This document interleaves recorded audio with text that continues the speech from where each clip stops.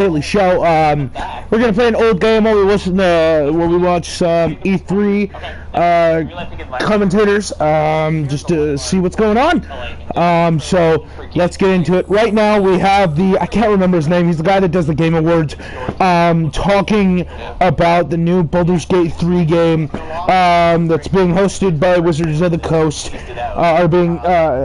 They're teaming up with Wizards of the Coast to make the new Baldur's Gate game, and I think that's really cool. Before that, there was the Stadia presentation with the guy who does the Game Awards, and I don't know how it's going to work. There were a lot of questions that he just couldn't answer directly with yes or no. There was one where it was in-app purchases and stuff like that, because you're supposed to be able to play games on your phone and on your tablet and even on your TV anywhere you go in the world. So because of that, there were a lot of premium subscription service questions, and he couldn't answer them outright, which kinda sketches me out. But we'll see how it goes. What are your guys' E3 hopes? And don't say Left 4 Dead 3 or Half-Life 3, because they're not going to happen. But what are your guys' hopes for E3? Go ahead and throw them in the comments. And speaking of which, I really like the Pokemon game, Sword and Shield. No offense to Nintendo. Again, don't sue me. I love you. Anyways, but they could have done better on the design for the legendaries. And change them into a mind flayer. Yes. But it's much more than just a physical transformation, which you see in the lovely, beautiful detail in the trailer, but it's also a spiritual and sort of intellectual transformation. That the mind flayer doesn't just take over the person's body, it actually annihilates their soul and replaces it with the soul of a mind flayer. So it is a complete sort of existential transformation. And you're gonna, I guess, build sort of a team of heroes to take on these guys? Well, we're not giving any details on the story yet. This is not the start of the game. Okay. But you're going to have to deal with them. And they are obviously a very big threat to the city, but also to you personally. And so tell us, from a gameplay perspective, you guys are sort of known for a certain style of game. Should we expect the same kind of skin for Baldur's Gate, or a different approach, or what should we expect? So this is Dungeons & Dragons game, first and foremost. So we took the player handbook, we transformed that into a video game. We looked at what worked. We looked at what was missing, because if you play the tabletop game, a game that does a lot of the work, so we had to add systems. Ah, shit. You can expect a game that is... follow Taylor's footsteps, see if you can find something down there. You're making decisions, and then the world actually reacts to that. So our ideal goal is that if you play you have to think that these stories 54 Immortals. No shit. We just saw reinforcements building the Baldur's Gate world. Is that how you're looking at it, or D&D world? No, this is like a next version of our engine, so that we've been working on for quite Let's do it. The visual tone, visual identity is very different, which is what we wanted to show in the teaser trailer also. Let's do it, man. People will be surprised when they don't see the actual gameplay. Let's talk a bit about sort of the city and the world that we're going to sort of be in. What can you tell us about that? So, Baldur's Gate, we kind of think of it as one of our most important cities. I might switch games here in a little bit. If I do, we're actually releasing know that the stream will still happen. In September, we're showing but waiting on your shot. You can play through in the tabletop campaign, levels 1 to 13 in D&D 5th edition, and the product also includes a complete gazetteer of the city. So that's where you get to catch up with the lore. But I will have to restart the stream, because remember, I am streaming on PS4. The city it's essentially a wretched high discovery building. It's a place where money is really all that matters. The vibe you see in the upper city, the lower city, even the flaming fist knife you see stagger around the trailer. They're sort of the police force, but they're paid for by the wealthy citizens of the city to sort of police the poorer citizens. So there's a lot of tension. There's a lot of, I think, what's been exciting is seeing how they're leaning into that. And obviously, you can't talk about story spoilers, but it's been the kind of thing when I'm doing reviews of the story they're pitching and improving it. It's like, I wish I didn't have to prove this, so I could play it and learn all these secrets in real time playing the game. So this is such a huge project for the team too. Are you guys growing to do this, or just taking over the studio now? Yeah, we've grown a lot. Yeah. Well, it's certainly taken over the studio, that's for sure. Yeah. When we made Original Sin 2, we were about 100 people, so now there's almost 300 people working on it. Oh my god, it's much this bigger. Is wow. It's a very big project for us. For us, it's also our next step. a lot of the guys on the team, Belgium team, are big fans of Dungeons and Dragons. That tank should be scrap metal. For a lot of them, How's that operational? First RPG. So I think that it was very easy to motivate people to work on this. Yeah, so I can't wait to hear more about it. I know all we get is that trailer, no gameplay yet, right? And then someone is coming up. People have been waiting for it for a long time, so we're going to take our time. It's 1 year. Yeah, so it has to be what people want it to be. It has to be good, so as long as it's not good. I don't have an RPG. No, you guys, again, the fact that you guys are such a credible developer, and that's what I love about, what Wizards has done overall with, D&D and Magic, and you guys are partnering with amazing developers and making this really compelling, awesome experiences. And it's just, the concept of this is something that people get excited about, so we know when the time is right, hopefully we'll see some gameplay and get a good sense of what you guys are working on. It's awesome to see that the game is coming, and it'll come to Stadia, and it'll also come, you're just saying, to kind of PC games of which stores Whoa! available. So it'll be available Okay. everywhere on PC, and obviously it's going to stay also. So that's the platforms that we're currently announcing.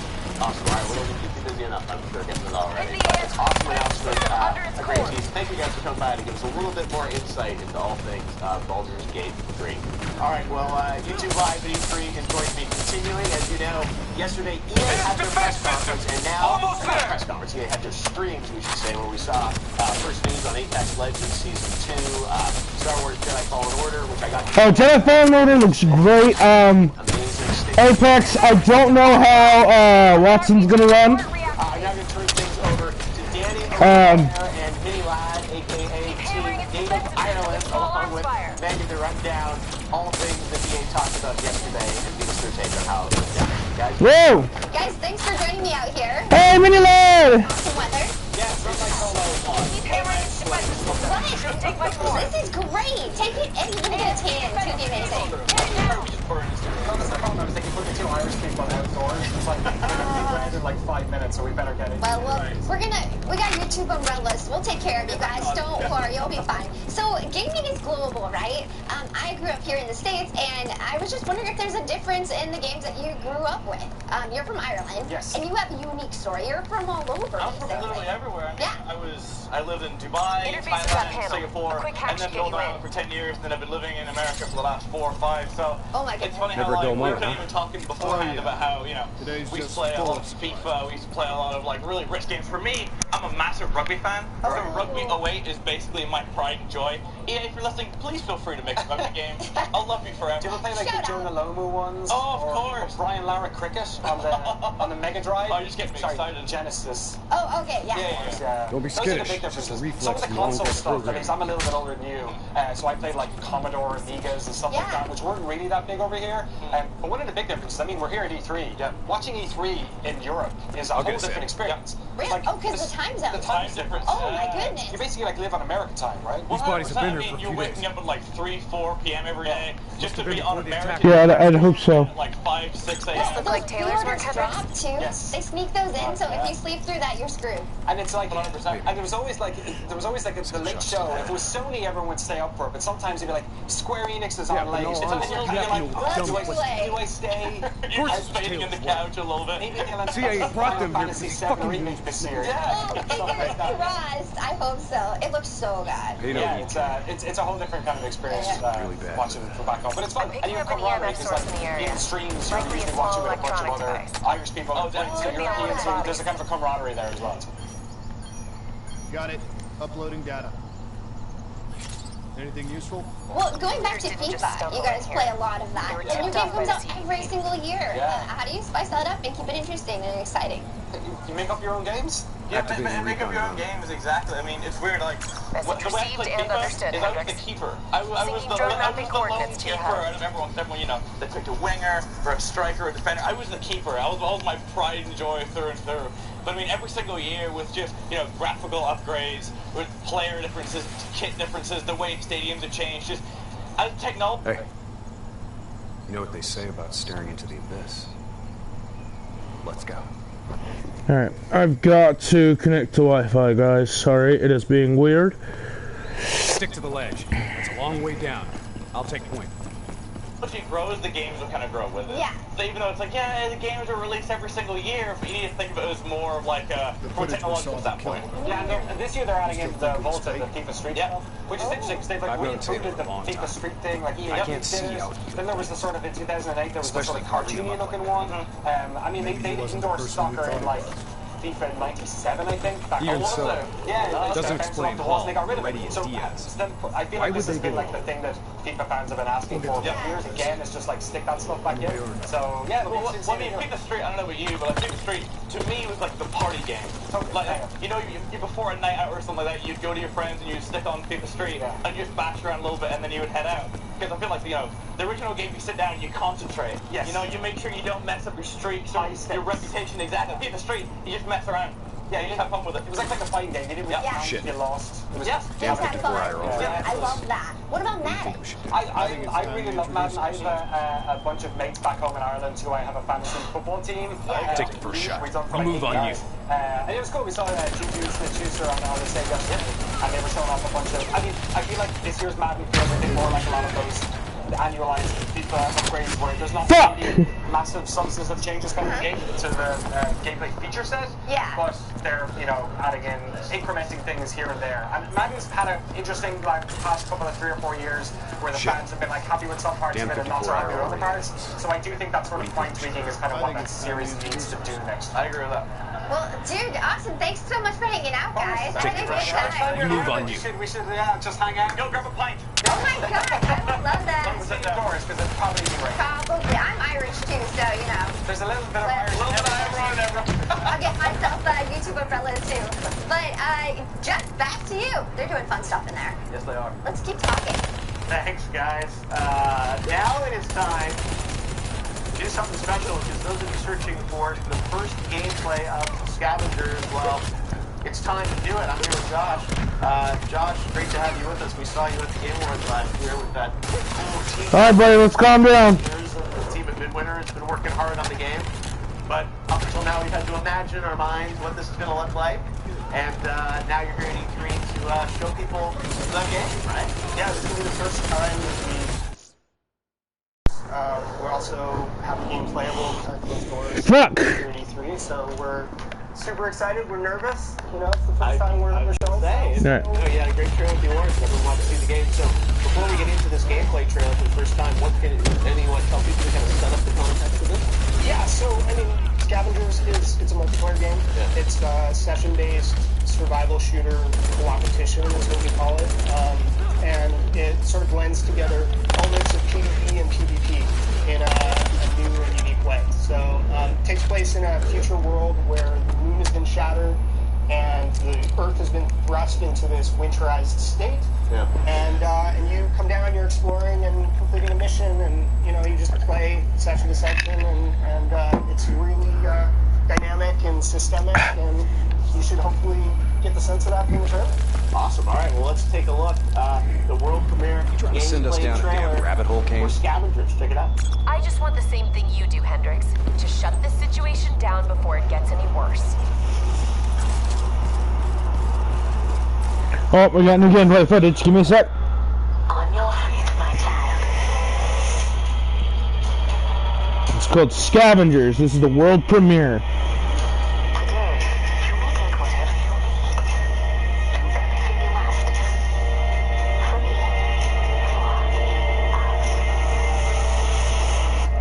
Prepare yourself.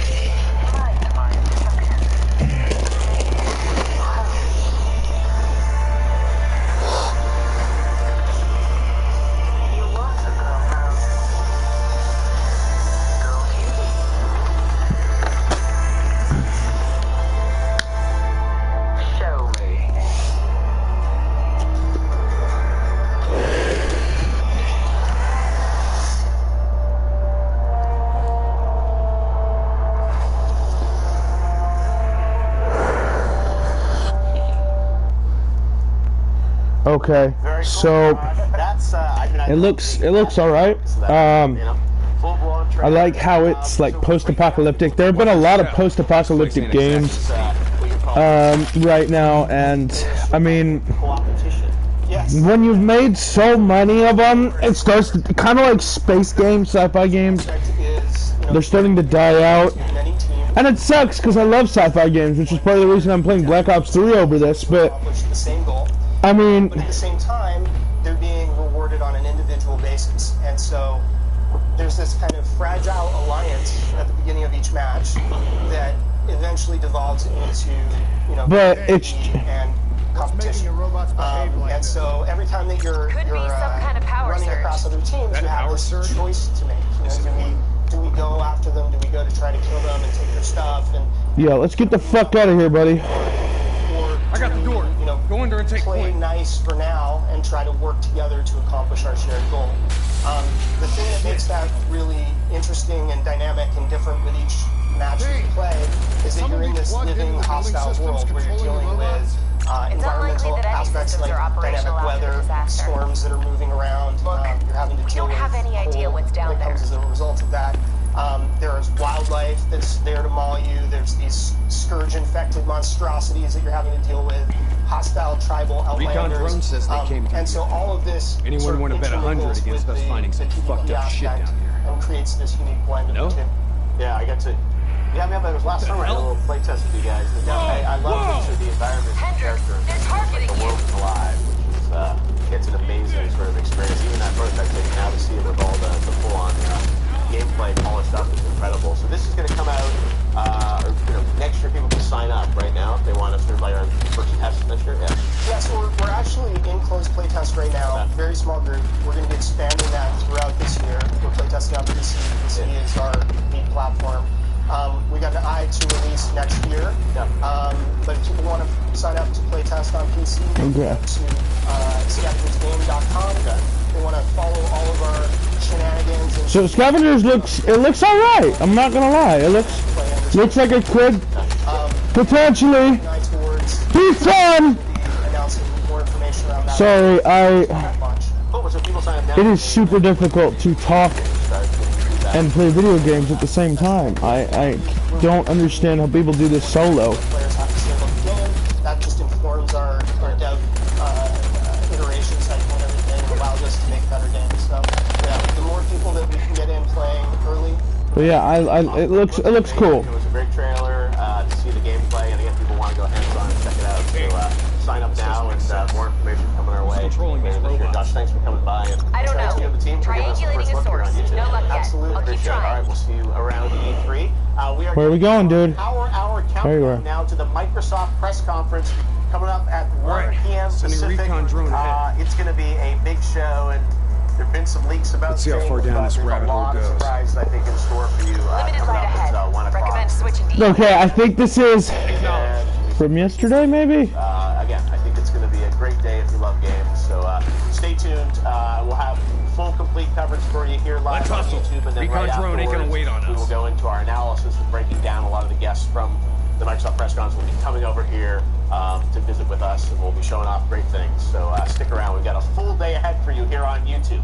We'll also be bringing by some of your favorite guests to talk about their upcoming games for the Oculus and PSVR, and then we'll switch back into Battle Royale mode for some good old-fashioned Apex Legends, and of course another amazing clip Something must have taken it out. And TSM Myth. That's all coming up before we get to the Xbox press conference. Now, what happens when you mix a classic hack and slash game with the aesthetics and mechanics of traditional pinball games? You get Creatures in the Well. And here with us is the creative director of Flight School Studio, Adam Volker, to talk about this unique new game. This is a pinball-inspired hack and slash. And I got to play this a couple weeks ago at a pre-E3 event. I had so much fun with this thing because it's if this shit was here at the time of the disaster, it's got an awesome art style, but it is, I mean, I loved pinball games back in the day. I think someone. How did you come up with the concept of this thing? Yeah, so let's roll this way. Prototyping. It's always like, what's the weirdest thing we can come up with? What's the different mechanics we can mesh together? Then we set with the team, and like we had actually a multiplayer game where it was kind of more like an air hockey, but you had a character and we were playing pinball. We wanted to tell a story with it, so we decided to take that mechanic and build puzzles out of it, and pinball was just such a natural fit visually that we combined the two things together. Again, looks like a regular, just sort of, you know, dungeon hack and slash game, but then as you get into it more, it becomes, it's just such a different experience. And as you can see here, there's this ball, and it's like if you see, once you hit the ball, you start to get a sense of the bumpers, and again, this goes in so many kind of cool and different directions. Lots of breakout inspired mechanics. Oh, it's so much fun. So tell us a bit about your studio, people that may not be familiar with it. Tell us about what the hell? Flexible Studio is about 30 folks, headquartered in Dallas, Texas. I work out of the Montreal branch of the studio, Yay Canada. And there's two of us up there. This team that did Creature Noel is a two-man team. Wow. But because of the folks in Dallas, we're able to like add a bit of animation here, add a bit of modeling, or add people to the project as we go as we need it. Yeah, no, I love, again, that it's a small team building this, and it like has a unique art style. But as we go through it, you know, I think people are getting a sense of seeing the footage of the mechanic here, but how does that sort of layer on top of each other as you go through the game? I mean, it gets crazier and crazier, but how does the gameplay kind of evolve? So the player has two core weapons that they use. One of them charges the ball up, and the other one strikes it. Throughout the game, players can collect up to 16 different weapons that do different things, like cut the ball into multiple, or like attract balls from all over the room, or slow time so you can get those really delicate skill shots. But between those two things, like those are the weapons and like how the core of the gameplay is built in the background. Wow. No, Stay alert. It gets more and more complicated. Yeah. So different levels. Yeah. And tell us about the art style. This has got a unique kind of feel to it. So what is this world? Yeah, so I'll mention that team. Like I did all of the arts direction, concept art. So you're a good guy to answer that question. I'm the guy. I'm a huge comic book fan, and I tried to build the world based off one of my favorite comic book artists. His name is Mike Mignola. He's a creator of Hellboy. Yeah. And we felt like those Eastern European, like inky, dark blacks that he puts in his comics would be a perfect fit for like a spooky mountain, dark facility machine that the player explores throughout the game. Wow. Yeah, no, I love the look and feel of it. So as you guys kind of go through... There's immersion tanks? I just can't imagine what like the later levels control panels. You meet the creature at some point? We do meet the creature, so the creature is the main antagonist of the game. He's kind of been messing with the machine, so all the parts of the machine that are attacking you are tweaks the creature's made to this ancient weather facility that the robot is trying to power up and fix. He is hundreds of years old, and the machine is hundreds of years old, and the creature's had a lot of time to like screw up the system and make it attack you. So we have 8 dungeons in the game. Each of them is built around a different core mechanic. Things like the shooters that you just saw in the last room, or there's a whole dungeon of rooms based on those. These bumpers here that shoot the ball back at you that can hurt you. There's a whole bunch of puzzles based around that. In a previous room, we saw these panels come out of the ground and create this like area on the floor that the player couldn't walk in without getting damaged. We built an entire dungeon around that. And that again just comes from that prototyping, testing, seeing where people like to play and what's challenging and interesting. Yeah, no, it's a really, it's a beautiful look, and again, this is the kind of thing where I think people signs us an unknown concept. The gamification of these levels, and then we just happen upon a directing angles and whatnot, and powering these things up, and it's really about the skill shot. So like, it looks like it would be really easy to button mash your way through. Yeah, but, no, it's not. When I was playing, it's like, I mean, it's the angles and getting the balls together and the timing and everything. That's right, but it's just a different mechanic. Right. Just keep your eyes on yourself. Show this. It's a different vibe, which we had a lot of fun playing through the demos. So I can't wait to see the full game. It's coming out later this year? Later this summer. Later this summer? Yes. All right, cool. We'll meet the creature. Yes, you will. Later this summer. All right, well, thanks, Adam. I really appreciate you taking a look at it. And we'll see more of it at E3. What platform is it coming for? It's coming out on PC, Switch, and we have an announcement this week. Okay. Let's move. Another first-party announcement this week. Okay. Stay tuned. There are more platforms. Another first-party press conference. How many first-party press conferences left? So, all right. Thank you very much, Adam. Great to see you. Now, fans of Rick and Morty, you might be interested in this next thing. We've got something to share with Trover Saves the Universe. The guys from Squanch are here. Hello, Tanya. What's happening? Great to have you. Tanya and Eric are here from Squanch Games. You guys have had a busy couple weeks. Yeah. Help me get up here. Trover's now. Maybe I can find a way to get that door open. World, right? It is, yeah. Yeah, congratulations on getting it out there. We've been seeing so much attention and fun. I saw Jack Black did his fun video playing it a couple weeks ago. I know, it's amazing. So how's it going? Is it good about it? Yeah. Oh yeah, Trover versus the Universe. Here with the response looks amazing. Like people really find the game funny, and it's when you work on something for as long as we have, and we're all laughing at it ourselves. Yes. You don't really know what it's going to be like when you get it out to everybody, and who knows? They think it's terrible, but people really seem to love it. No, I think it's when you get started this company. I thought it was such a great partnership because you have Justin and then Tanya, you coming from Epic, and your background in building all these amazing games, building a great team with Eric and everyone was excited to see what was going to come out of that. Oh, there's going to be a jump scare. It's just like a really awesome game that is just totally off the wall, and I don't know how you're able to kind of contain Justin's creativity to actually focus it into a playable game. That's probably the hardest part of it. Yeah. Well, the key is to not try to contain him. Right. It's like we built the whole time to run. Go. That he does really well. So like the improv nature of the comedy, the way he likes to riff, and take things that are funny and turn them into awesome. I can't move. Building on it, and games. Can't move.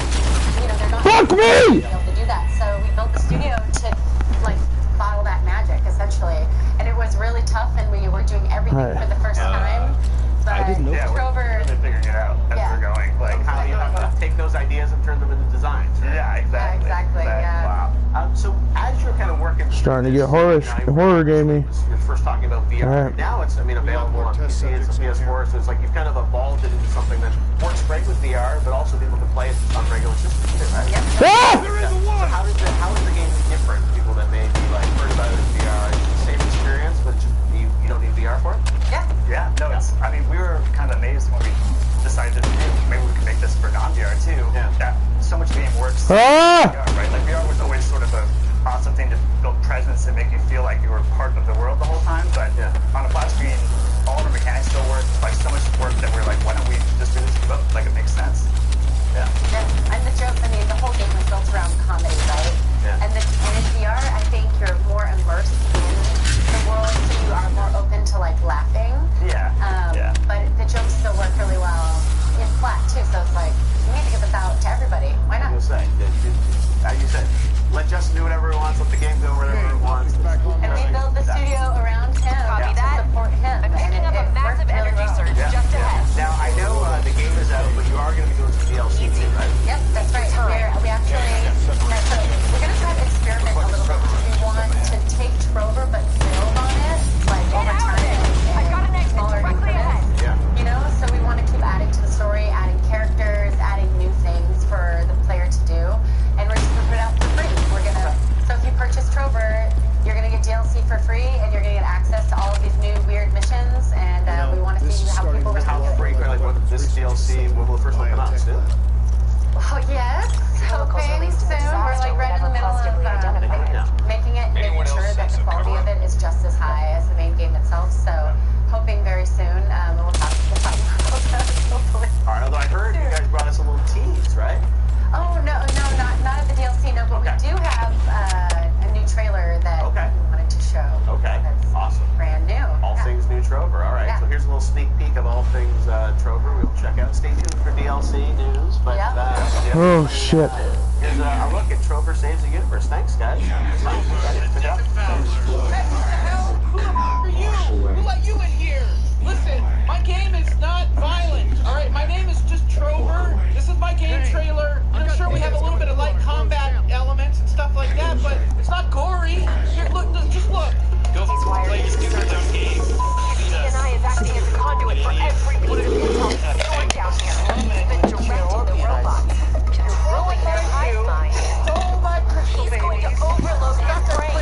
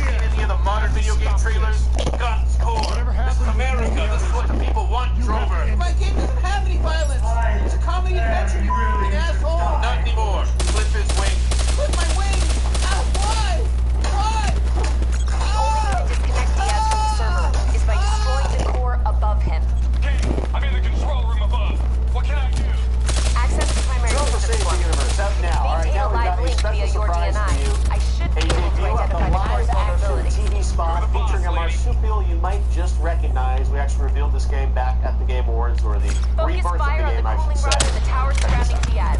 That will expose the core's corresponding access point. Bingo! Once it's First open, ride you're gonna have of to the get up day. there and drop a grenade inside. The one and only. Come on, hop Cooling in. tower 1 exposed. Stefan, what do we got? Wait, actually, my name is Jordan. You know, I don't need your whole life story, okay?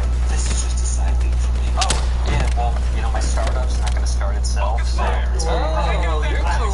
All right, here we go. Craft Team Racing, fully remastered and revved up to the max. We're going kind of fast. Hey, we can go faster. No. All right, well, have fun at your meeting, Stefan. Disable that tower to expose the core. Coming June 21st, 2019. Booyah, Grandma.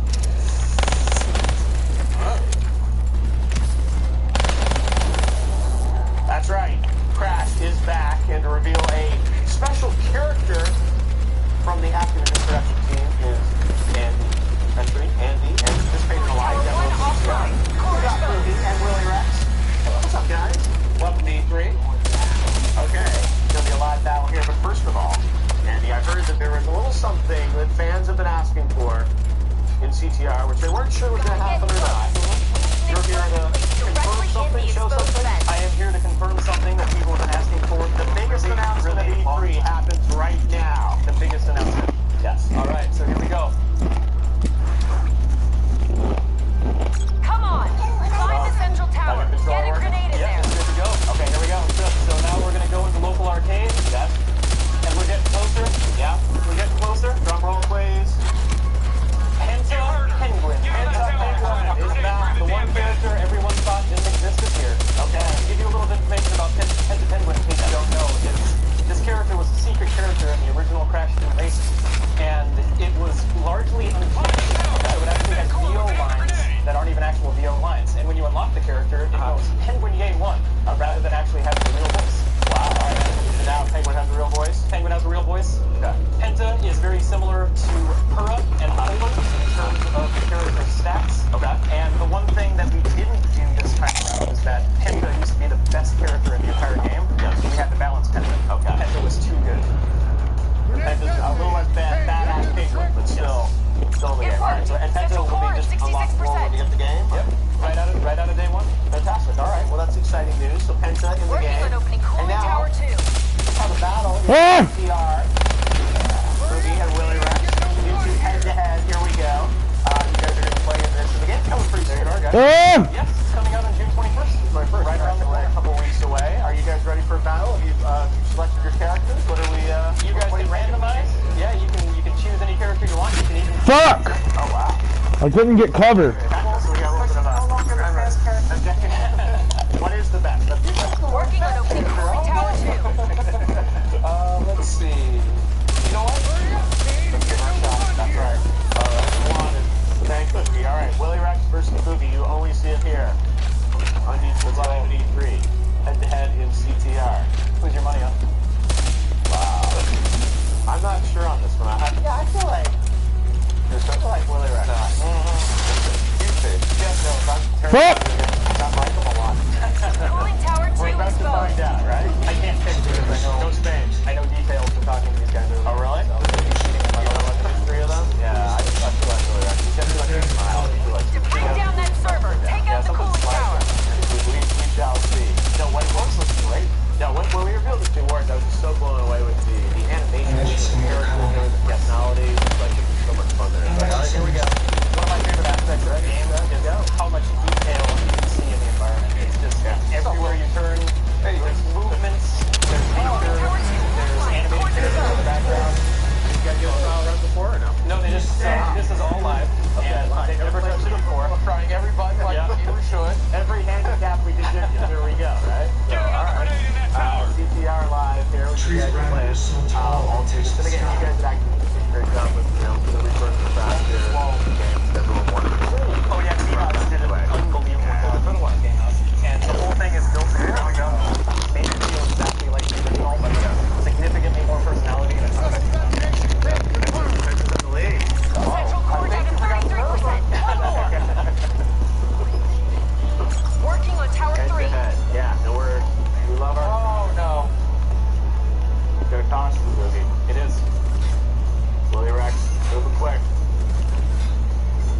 thing that fans might not remember about it is that Crash Team Racing is so it is a challenging game, and what's going to set you apart from being able to play this is your ability to manage the boost system. So you drift into a corner, and you can boost up to 3 times in a and I'm really excited to see a lot of hands on it to see how good they can get. And you got online multiplayer, right? We have online multiplayer. We have all the original modes, battle modes, time trials, everything. It's all in the good. Alright. Last lap here. Oh no! Oh my god, Spencer spun out. Willie Rex trying to come from behind here. I think he can do it. Think so? No. Come on, Kane! Looking like I look like that wrong. Never gonna get Boogie, I guess. Will you bring the Boogie? Tower 3 offline. Get on the tower and Second place. no guarantees, Hendrix. Alright, thank you guys. Boogie and Willie. Andy, great to see you, man. We got much more YouTube Live being Crystal Chem. We'll see you guys later. Now we're gonna head on back to our main stage chat with one of the streaming world's biggest names. Hello, Pokey. What's happening? I'm good, how are you? Good to see you. Welcome to E3. Thanks for having me. I know you. I saw you were over at EA Play yesterday. You've already started the E3 experience, right? Yes, and it's been a very... I think I just died. I know. Gamers, please wear your sunscreen. Nope, okay. Can't afford to lose him, Hendrix. Have to interface. Whatever data you can from his DNI. Welcome to YouTube Live. You know Fred's goddamn brain. I know. I don't think you Yes, do. very much so. I mean, E3 is always an exciting time for anyone who's in the gaming community, whether you're a content creator, whether you just like games in general. So many things to look forward to, so. Yeah, well, I know you've got so much going on. It's, you're also playing, I know, Fortnite Pro-Am next weekend, right? Yeah, I'm very much. Who's your partner? Martin from Churches, yes. Yeah, I was texting with Martin yesterday, and he was like, oh, it's like, I'm normally like a controller guy. I don't know, he's concerned about it. So Okay, I'll do my best. Yes, I'll do my best to carry if I can. Did you get anything? I'll help him out. Yeah, he's nervous all week, but that's fun to get through that. Hendrix. Yeah, I mean, the Fortnite phenomenon just seems absolutely crazy this year. You play a lot of Fortnite on your channel, right? Yeah, I mean, month after month, Fortnite continues to kind of impress me. How the hell did you get transferred? I would say. You don't betray I always dabble in Fortnite. Recently, I've been doing a lot more variety on the I've been playing Getting Over It. Yeah. But it was so frustrating and so fun. Yeah. No, one thing is, yeah, I think you gotta have some variety, because again, Fortnite is amazing, like you said, like there's so many other great things out there. Just here at E3, yeah. There's all the new stuff. So what are you excited to check out this week? What do you want, like what are the games that you're anticipating? Down there? Cyberpunk, so excited for pleasing. Also, honestly, any releases, received the locations of the CIA safe I was always excited for it, just as someone in the gaming community, but now as a content creator, it gives me a heads up for like content ideation, what to look forward to, what people in my stream might enjoy. So it's like a whole different mindset, but even more exciting. Tell me a bit about like your career. I mean, it's so much fun that you get to play and stream games, and it's really evolved so much over the past couple of years. What's the most fun aspect of what the hell is that?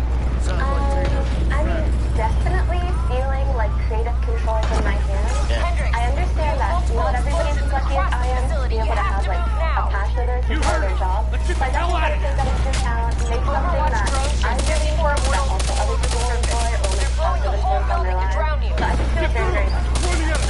Get to play video games.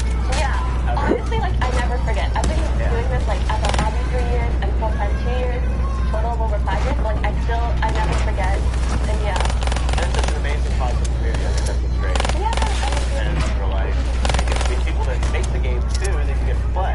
It's crazy.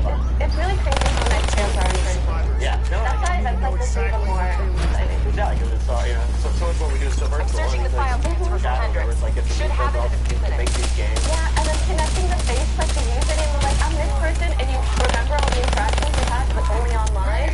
Yeah, it's really nice. Now the Poke brand, Team Poke, you guys are doing so much these days. What can we expect from you? I mean, obviously you're going to keep streaming, but like, what's next for your lungs should have more than enough air to get to the surface. I'm hoping to kind of continue to find new passions, whether that be within gaming, in different games, or outside of gaming as well, and pursue those. Also, I've been working really hard on some new designs. I can override the door come out later this summer, which I'm really excited about. Just anything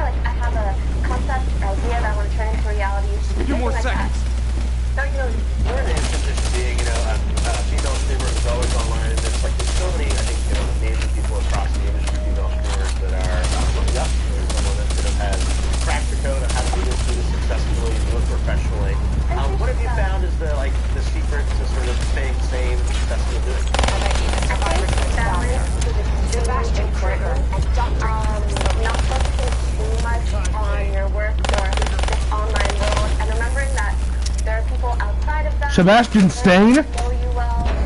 Sometimes, as much as I love the internet, love the gaming community, that being able to be anonymous online gives people the freedom to do some very mean or hurtful things. And just remembering that that's not the end all be all. I think that's what makes people most. You're right. You have to sort of look at all the perspectives. It's a crazy world out there. But again, I think you bring so much positivity to it with all the stuff that you're doing. And again, at the end of the day, you're getting to play video games. Yeah. Like, very, very exciting. You get to come to events like this where they said people that watch your streams all the time. See, and also the developers, I think in many ways, you know, you're becoming this new vehicle to share games with the world that get exposure. I'm sure now you probably developers know you say thank you for streaming my game, because it's like people found it because of you. That's been like a very cool new addition to my life, like meeting the developers, especially because I've been playing since I was little. That's never something you would ever dream or think of doing. And now getting to meet them, give feedback directly, or having them appreciate you playing their game makes me feel very special, so I appreciate that a lot. Awesome. Well, it's so great to have you with us here. Thanks for making the time to come down, and we'll see you throughout the week. And, next weekend, Martin and Pokey, I think you guys get some practice sessions in this week. Yes, I agree. I'm really excited. Honestly, his music is really incredible, so yeah, I'm All right, we'll make sure you guys are connected so you can do some practice sessions this week. All right, great to see you, Pokey. We've got so much more YouTube Live at E3 still to come, and now we're going dark, metaphorically at least, for Phantom Covert Ops with the game director Louis Brundish here to reveal some game art and also show us the brand new trailer. This is a new genre. It's a stealth military kayak game. That's for in VR that immerses you in the action. Phantom Covert Ops lets you choose to engage your targets lethally or infiltrate them unnoticed from within the shadows, dispatching to remote hostile wetlands in your tactical kayak. You utilize military-grade weapons and equipment to evade and neutralize the enemy threat. Players experience innovative and tactile on-water VR traversal using a paddle. And I did this a couple... To E3 this time? Yeah, and I gotta say, I mean, Quest by itself is just such a phenomenal experience. I've been playing with it the past couple weeks, and I played like Diaz released the location for every CIA safe house in the world, including this one. Like, such an amazing VR experience. And Phantom's the same thing. You take these ideas and then you do them in Quest VR, which are no wires, no restrictions. Yeah. Kind of compelling experience. So, yeah, tell me about, the idea of this stealth game, and how did you come up with kayaking? So, we knew we wanted to do a stealth game, and we knew that we wanted to do something that players could really get their teeth into and play for a long time. But at the same time, we wanted to maintain the total one-to-one immersion that you can get with VR. So, a lot of times in VR, you'll have navigation is kind of abstracted, so you might have to push a button to teleport somewhere, or you might have to push a stick to move. And we wanted to try and find a way of letting you explore an environment really freely whilst staying completely one-to-one in control of your character, and the kayak is a great fit for that. I worked up a bit of a sweat, honestly, doing that. It's like, when you're kayaking through this, it definitely it's a physical activity. Yeah, so that's it. We find people really get into it. It enables people to just be totally immersed 100% of the time, because every movement that you're doing, your character is also doing. You're sitting down, they're sitting down, you're moving their arms, they're moving their arms. And yeah, we find that at first people put in quite a bit of effort, like you were doing, and like really work up a sweat. But you can also you can really. I was working too hard. yeah, you can get into it, and we found people can comfortably play it for hours. Yeah, no, it's an interesting experience. So how much of the game is kayak? All of it. So So the environment that you're in, this is set at the end of the Cold War, kind of early 90s, and we're sending you into this flooded naval facility. So the whole environment is built to really support this gameplay. The kayak gives you this huge advantage, and you've basically got a single night to stop the rogue militia who are here and their evil plans. Wow. All right. Well, that's again, the fact that you're doing VR kayaking on Oculus, and again, there is gunplay. There's other elements to it, right? As people are probably seeing in the trailer. Part of the fun is like you're kayaking, trying to find a place to throw the C4 to. Yeah, absolutely. So we've got. It's primarily a stealth game, but it's really up to you. We're trying to promote as much choice as possible. So the kayak lets you move and explore, and at the same time you've got silence weapons, you've got a sniper, you've got explosives, and if you want to go loud or go quiet, it's we want to get real meaningful depth in the gameplay. Awesome. All right. Well, we're looking forward to seeing more of it as it comes to life. You said coming to Oculus Quest and also the Rift, right? Awesome. And Dreams. That's an SBR. Thank you very much. Appreciate it. We'll see you soon. Much more YouTube Live at E3 still to come. And with all of these shooters, it's a good thing we can Respawn, since we've got Respawn Entertainment's project lead, Drew McCoy, with us. Oh, how's it going, Jay? Hello, good to see you. I guess it's Apex, right? It looks a little different today. It looks like it's like Sky from Genova. We'll get to that eventually. But we should talk a little bit about the news yesterday on Apex. Season 2 is coming early July 2nd. Exactly. So that's really exciting that that's tonight. And you also announced someone new joining the family, right? Yeah, we got Watson, Legend. She's come in at the launch of Season 2. Okay. She's a really cool defensive character. Yeah. Pretty much Caustic is the only one we got right now that allows players to play really defensively. Yeah. And Watson, she's for like a more thinking, methodical player who wants to kind of be 2 or 3 steps ahead of the other squads. She can lay down these electric fences that will damage and slow enemies if they walk through them, as well as ping them on your screen. So really good for being aware of what's going on. And then her ultimate's awesome. She throws down a pylon that will, it's essentially a trophy system. It'll destroy any incoming ordnance, and that includes Gibraltar and Bangalore's ultimates, and recharges your shield. So she's a really cool character. There's a lot in there. Yeah. All right.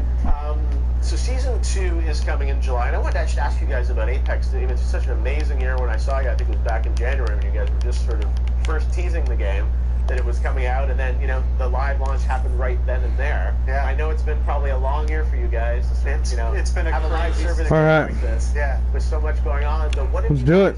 How do you feel about the game? Obviously, you had an amazing kind of launch, and now I think people just want more content from you guys. Right? Yeah, you know, it's players are ravenous, and it's great. The game has been phenomenally successful beyond our wildest dreams. And so with Season 2, we're really starting with getting that seasonal cadence down. We're putting a lot of cool stuff at the start of the season to try and give players some new puzzles to solve in the game, gameplay wise. Like, we're changing up weapon balance and character balance. We're adding a weapon. We're adding Watson. So it's really a lot of meaty stuff for people to chew on. As well as just this week we started the legendary hunt event, where we have a new elite queue, so players who place in the top 5. Got some skins to earn, some challenges and things. So really, we're getting the treadmill started right now for content. No, exciting. Like ranked play, like so many things happening. I think all the fans definitely want to see, and more stuff is coming online, right? Yeah, we'll be at the ESPYs in July, having a tournament there. It'll be really cool. Yeah, it's awesome. So tell us about, the games moving forward. Like you have, like we've seen with Fortnite, like there's seasons, sort of having seasons of Apex that will come, and then you'll have some more, frequent content drops within those seasons. Yeah, so seasons last about 3 months. Yeah. So our goal is to cram as much into the start of a season as possible, so that it's got a lot of different types of content and gameplay for different players to experience. Whether you're a competitive player with our ranked mode, or you're more casual, you just want to get through our new battle pass, which has a bunch of cool stuff in it. It's a lot easier to level up this time. And then for the course of the season, don't get too excited. We're looking at doing more events like the legendary hunt that's going on right now. All right, so we'll have lots of hunts. And in terms of the boys, the world changing, how do you see that evolving? What's your status? Is the safe house still secure? There's a little bit of teams that EA play against. Yes, saw that. Portals are closing in fast. Not too much. That players keep their eyes peeled this month. There'll be more clues unveiled. Okay, so you think the map may start to change, the ball? We'll be there as quick as we can. Stay strong. And are the Titans going to arrive soon? Now, we actually prototype Titans for like 9 months in development phase. That's just, it never would work. At some point, they got to drop it or something, right? Something, right? I mean, come on. It's like all gang up to take down the Titan or something. All right, we'll see. It's pretty tough, but we'll try. Let's go, boys. Exactly. Well, you got your hands full, I know, with Season 2. But again, not too far away, about a month out. And I assume as we get closer to July 2nd, we'll get to see it. Yeah, we have a lot more to show next month. We'll cut through here. Well, Apex bypass a few blocks. Thanks for coming down from EA Play. Yeah, absolutely. You guys are way up in Hollywood there. This is crazy. It's awesome. It's fun, man. We're excited. The Xbox press conference, we're a half hour away from that. So lots of great news in there and more to come. Drew, always great to see you. Congrats. We'll have to stick by, because you guys have 2 games here. Jedi Fallen Order, which you're going to see in the Xbox press conference right after Stig will be here with us. So cool. We'll see you soon. All right, thanks, Drew. Well, now I swear I'm telling the truth when I say joining us is Sam Barlow. Sam, good to see you. Talk about all things telling lies. Hear that? I hear We're it. excited about this game, and you've been very, very coy about it. We haven't seen much. We've seen a trailer. Sam, many years ago, did Her Story, which was nominated for a bunch of awards at the Game Awards, and everyone's been wondering about this next project that you have coming out. And we're getting closer to release, right? Very close. Very close. Okay. We'll have a date very soon. Okay. Final platforms. Clear. After what we did. Okay, fantastic. Well, Those you want. So, you operate in an interesting space, coming out of some of the being a game developer, but live action stuff is something that we remember from way back in the day, but you kind of brought it back in a really cool way with Her Story. And of course, Telling Lies. So for people that may not be familiar with it, let's tell do us a what bit we do about best. what is Telling Lies? What's the kind of experience people are seeing that's like, oh, just yeah, I mean, what I did with Her Story was took the idea. In a normal video game, you explore a big 3D world, right? And that is the gameplay. In Her Story, you were exploring a database full of video. So we took the idea that in games you often have, like in the story content, audio logs, diary entries, stuff like that. What if it ain't over yet? Exploratory gameplay and applied it to the story. So you actually get to explore and get to grips with the story, uncover the subtext, the secrets, and find your way around. Telling Lies really is kind of the open world version of that. It is this huge game where you can see on screen, you're basically, it's a first person game. You are this woman who has stolen a hard drive from the NSA, which is full of secret footage of the intimate lives of these 4 characters. And you're going to get dropped into these clips, and you can then scrub around and explore. Are you sure Kane's one of those? Talking to who, what is... We'll find out soon enough. The truth, who's telling lies, and slowly as you immerse yourself in the worlds of these characters, you kind of put together the story and kind of uncover the truth of what's actually happening. Who are you as the player? So you are this unnamed character. Here we go. At the very start, you see her kind of race into this Brooklyn apartment. She has the stolen hard drive. I say, kill them all. The camera and your game camera merge, and you spend the whole game in her POV.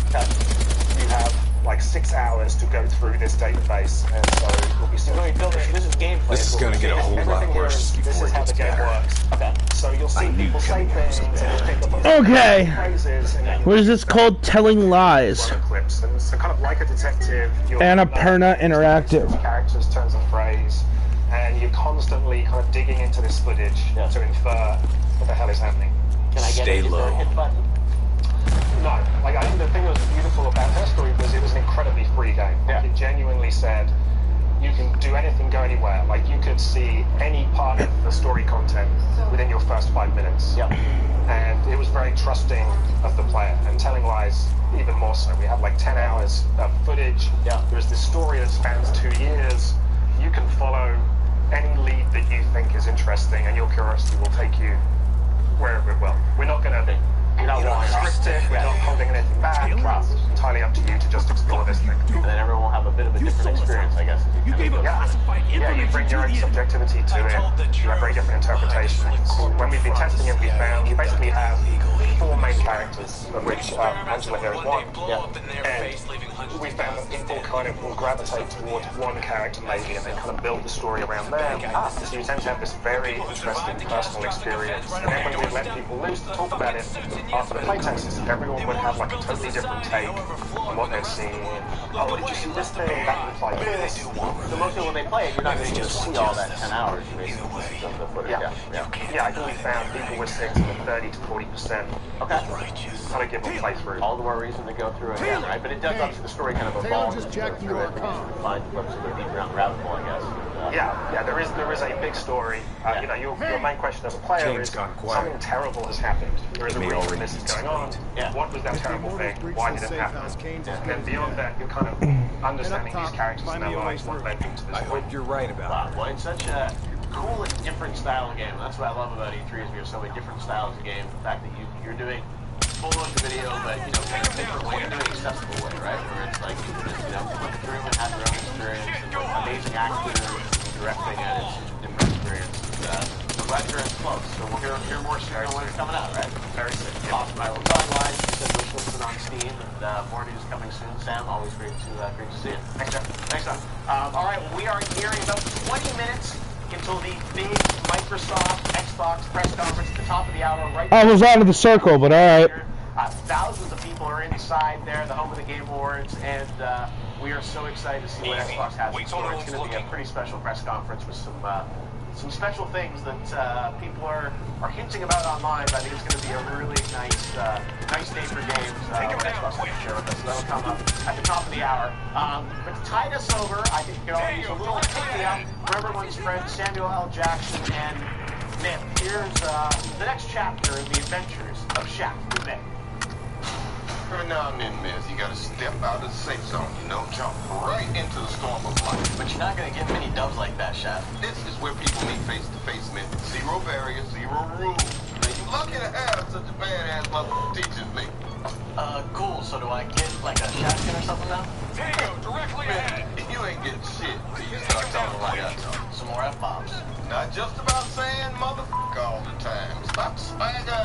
You dig? I dig. Now say, I'm a bad motherfucker. I'm a bad motherfucker. No, bad. I'm a bad motherfucker. Good. Now say, damn, girl. You fine as hell.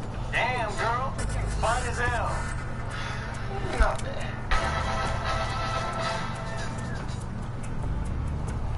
Alright, stick around for more from Shaft and Myth, but now we've got That Game Company creative director Genova Chen joining us with a debut trailer for Sky, Children of the Light.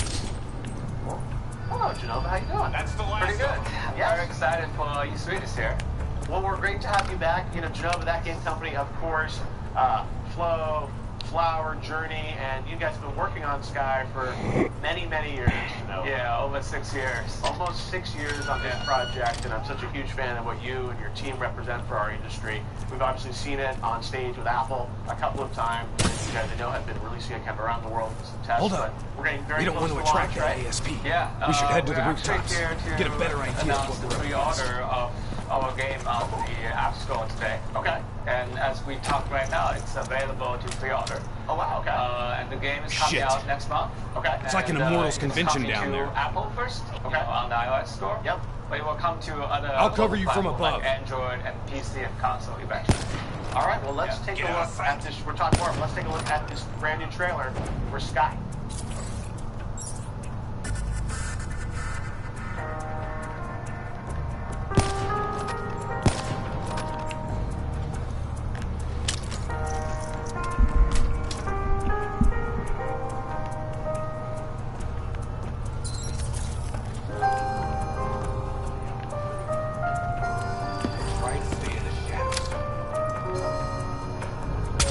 Tango behind you.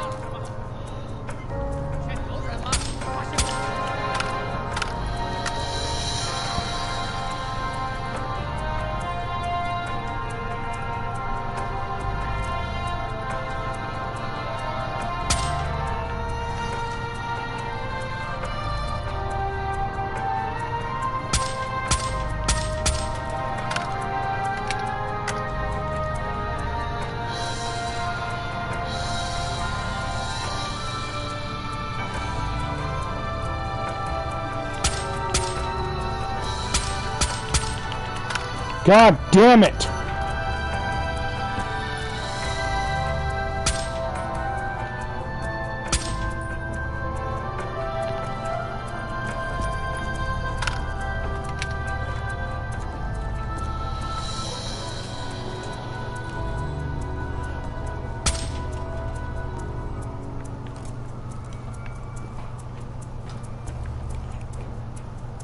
All right, Sky coming in July, just like you said, all right, you've also got a live build here running on Yes. like iPad and iPhone, right? Yeah, so this is a cross-platform game. Just wanted to show you that it works on different screen size and platform. I'll be able to play with like my PS4 controller Yeah, on that. so I have the iPhone version. That's the account I've been playing for a long time, and today I'm gonna show you on the iPad version. Okay. And this is the user account. So this little orange girl is Genova, and I guess I should just what should I do? I guess I could make a laugh. Okay. Tell us a bit about your vision for this game. Everyone knows Journey and that the idea of experiencing a world with someone else that you never weren't really communicating about. That was part of. I mean, you could, but you didn't know who they were necessarily. This game, sort of a different vision of kind of a shared experience with people. But what was your mission or vision for what you wanted to do? Right. So when we started That Game Company, our goal is very simple. We love games. We grew up with games, and we want more people to love games just like we do. And so we made a lot of games in the past, trying to show that games can be something positive. games can be artistic. And the biggest feedback we got is a lot of players love to play these type of games with their family. And we want to make a game that allows gamers who love games to play with people they love who may not be familiar with games. Their family, their lovers, their children. And so it has to be an experience that's accessible to people. And so we spend a lot of time trying to make it, this is the game you can show the people you love, like why a game is awesome. So yeah, take us through. So what's the experience as we play? Okay, we can cut to what I have here. So this is Jenny. Jenny is actually off the screen, but playing real. Yeah. So Jenny just kind of offered me a little gift to unlock an ability to hug. So keep moving. Basically, I can say, hey Jenny, let's have a hug, right? So I don't really see any games where in there you can hug. So here I offer Jenny to hold my hand. A lot of people, when they take their family into the game, they're like a little bit nervous, don't know what to do. But now I can, hold their hands and take them to places, right? And so let's go to the Daylight Prairie. So here Jenny is still with me. And it works in the air, works on the ground, and at maximum, if you have a big family, you can drag up to 8 people. Oh my God! All right, that's true choreography. So 8 people, you can all and take them through the experience with you. Right. Wow. And so we did a lot of work to make this game a truly social experience. Because a lot of parents I talked to wanted to be able to play the game when they are on a trip. They want to play a game with Bill Gates. And so how do you communicate that, right? So let's see. We have a wide list of emotes. So here's like juggling. And Did you juggle? Well, did I know you had that? Right. So we can also, a lot of people love the non-verbal communication of the game when we make Journey. So we even support live instruments. So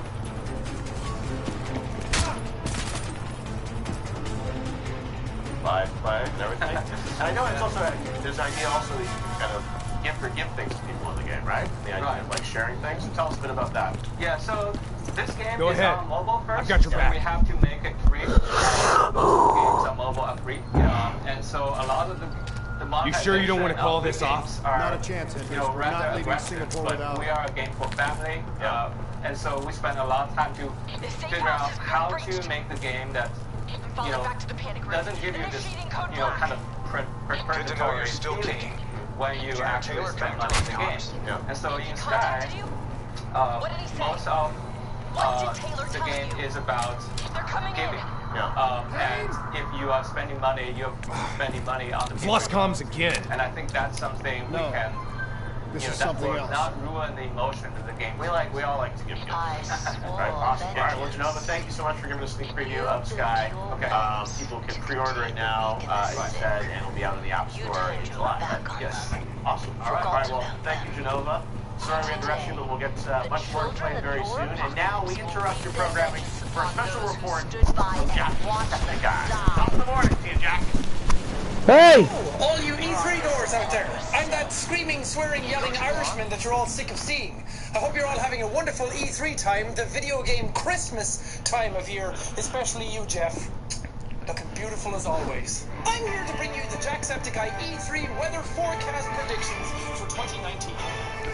As you can see, we have a lovely forefront of gamers coming in from the east. My personal favorite prediction for this year's E3 is coming in from the west from Software, who are apparently going to show us off their new game, which a lot of people are talking about George R.R. Martin and Snow and Norse. I don't know. We don't know a whole lot about it, but I'm hoping to see a lot of it. I was very much looking forward to this Big Daddy Sony storm moving in from the south with a lot of talk about the PlayStation 5 and some new information that were going to come in from this. But the storm kind of just disappeared and didn't show up at all. Lastly, I'm very excited about the Hurricane Cyberpunk 2077 that's going to show up. Last time it showed up, it swept gamers up in its winds of hype. It kind of just swept up journalists first, and then the public gamers kind of got swept up a little after that. So hopefully we can all get swept up in the winds this time together. And that does it for my absolutely awful E3 predictions for this year. I wish I could be there in person. It seems like it's a really great time. I wish I could sit on Jeff's lap and ask for a new bicycle for Christmas, but what are you going to do? I hope you guys enjoyed the rest of your E3, and I'm going to sign off now. Bye. All right, thanks, Jack, for that message. And now we're within 10 minutes of the big Microsoft press conference right across the way at the Microsoft Theater. But before we jump into that, let's take a look at the predictions you guys have been making. Megan? Guys, I came outside to see what everyone was talking about. They're all on their phones. Just the way I like it. IRL, social stuff to a minimum. All right, let's jump in and see what you guys are talking about. Terrence, man of the people. He's in a sea of people. I hope everyone is wearing sunscreen and deodorant. Sean, calling in now. It'll be called Xbox Mercury.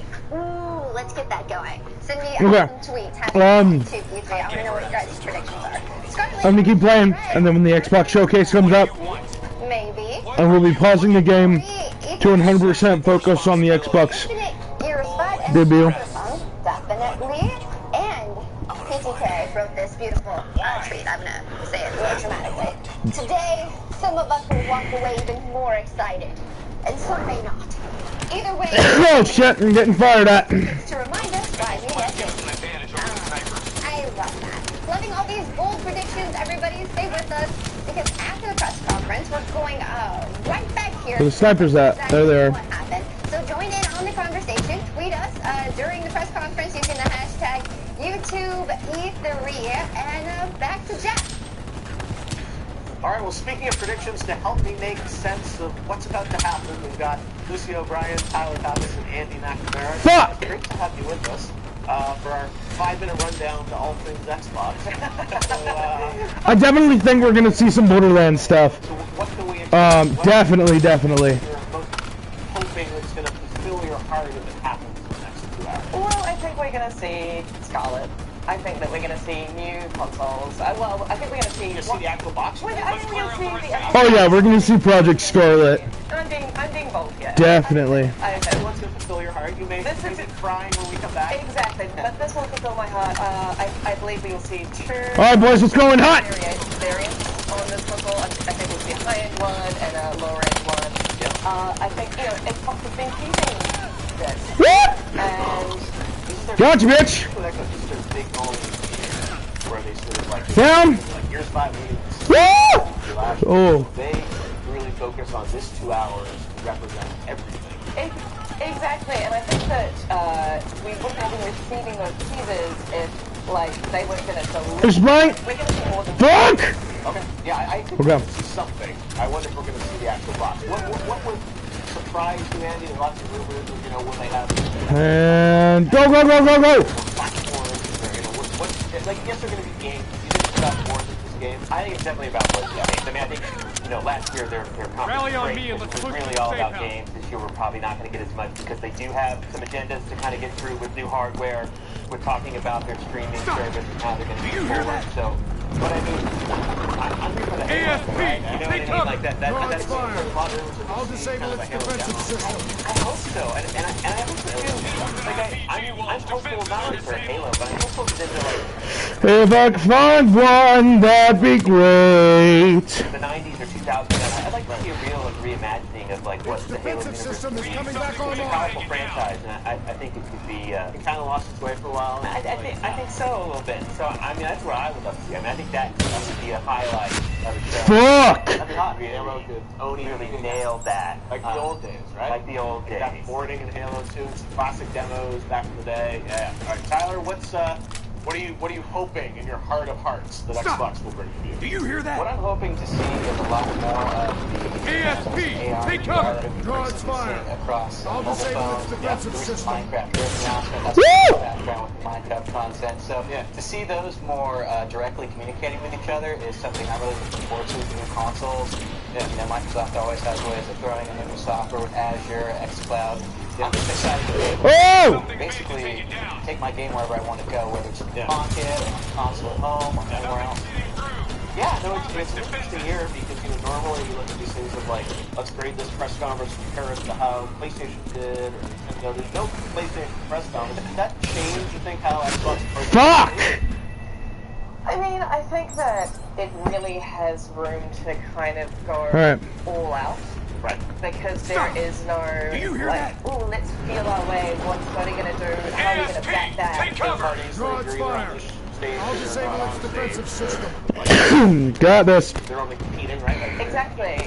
Exactly. There's more, I feel like there's possibly more strategy when you're going up against a Sony, and I feel like in this conference they can just go, we're just going to go all out. Like, let's do it. Let's just announce. I mean, this is, again, this is wishful thinking that, like, I want them to go all out. I just think that, I think the fact that they've got really the only live conference going on right now, you're going to have that direct audience feedback, you're going to hear the woos, you're going to hear the excitement there, and I think it puts a lot more attention on this conference. But look, it's an interesting time, too, because Microsoft has this deal with Sony for, you know, a cloud partnership.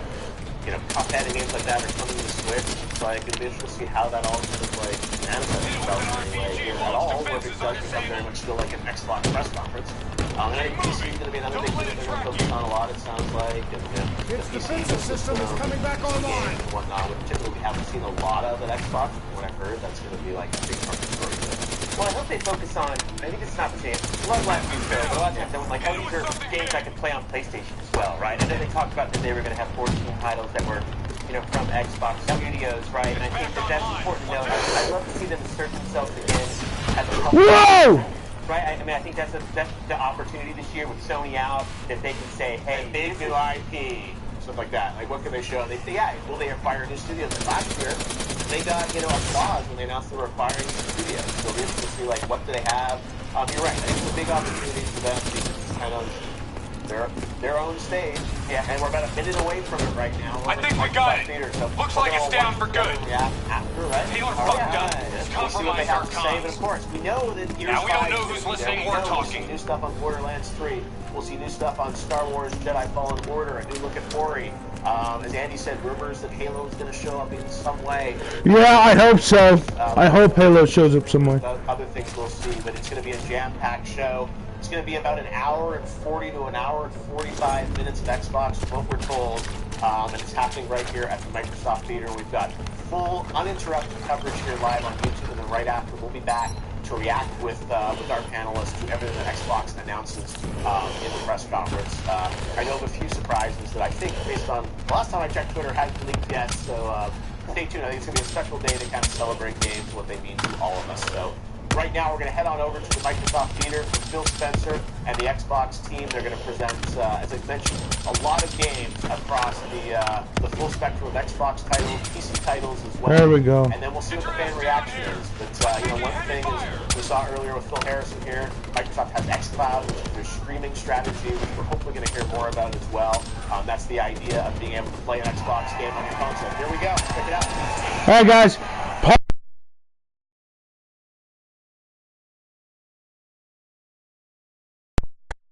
Talk about some Xbox. Woo! I'm not an Xbox player, but I do enjoy it because of Halo and that kind of stuff. So,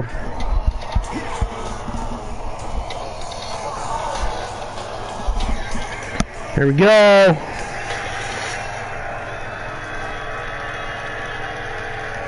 Shit, my phone's low. 2019 briefing. Sounded like the guy who sounds like okay, Forza looks like Halo, okay. Looks like a new IP. Minecraft.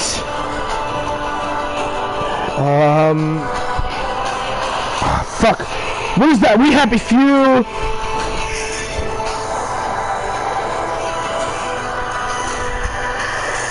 Sea of Thieves, Halo. Okay, let's watch this shit.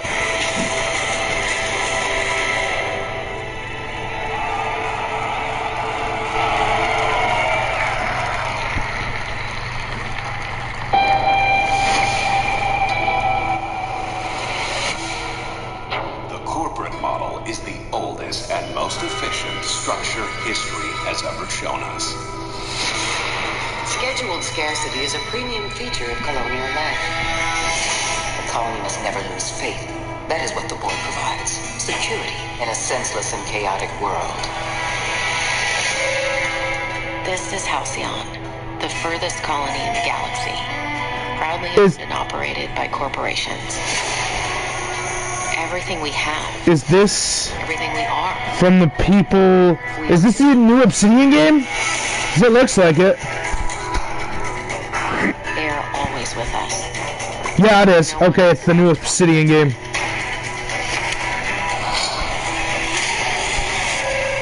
But a stranger has just arrived. Someone who's challenging the corporate board. Someone who's digging up their secrets. I forget what it's called. I think it's called Deep Space. Someone who could be a villain. Or a hero. Looks like the bleeding stopped. I owe you one. Here, hope this gun serves you better than it did me. Or a psychopath. Oh,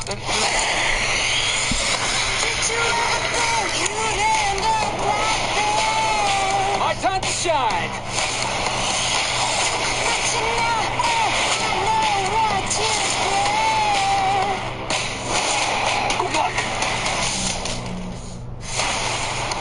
I suppose time will tell, but no matter who this stranger chooses to be, the Halcyon colony will never be the same.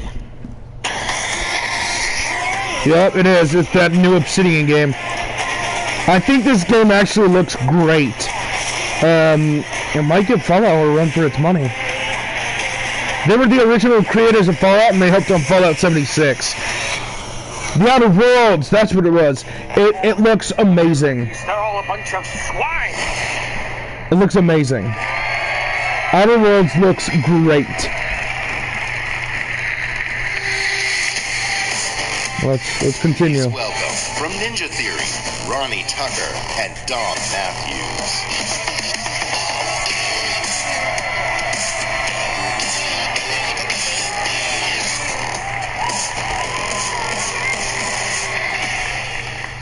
At E3 2018, we announced that Ninja Theory had joined Xbox Game Studios, a move that has given us an incredible boost in achieving the creative ambition of our teams. Looks like David Tennant. Tennant. We started work on a number of new games at the studio, and in the near future, we'll be sharing details on all of these projects. When we joined Xbox Game Studios, we already had a very exciting game several years in the making, and we're happy to return to E3 to share this with you. As creative director, I'm stoked to be here to share our new game with you guys. It combines two of my gaming passions, third-person action combat and competitive team multiplayer. Our technical alpha is kicking off in just a couple of weeks, and we'd love for you to sign up, get involved, and tell us what you think. Or if you're here at E3, come and join us for a game. I really hope you guys like it. Check it out. This is Bleeding Edge.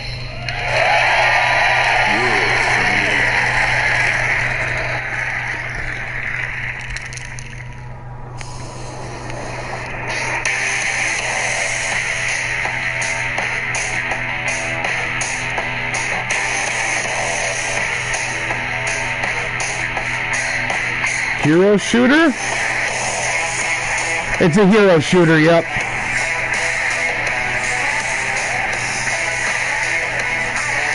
Damon, Mukatu, Buttercup.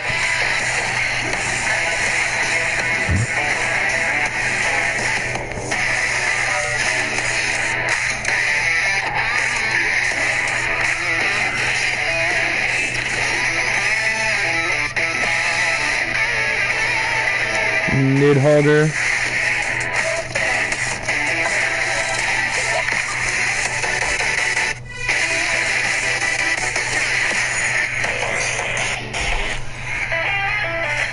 Cleo, Miko, Maeve. I didn't see the last one except for the Bastardo.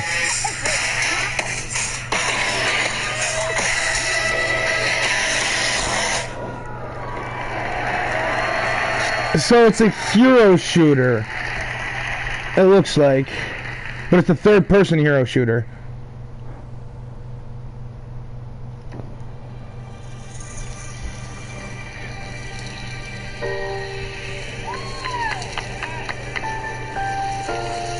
What's this? New DLC maybe? Ori and the Will of the Wisps. Oh. I didn't play Ori and the Blind Forest, but this looks...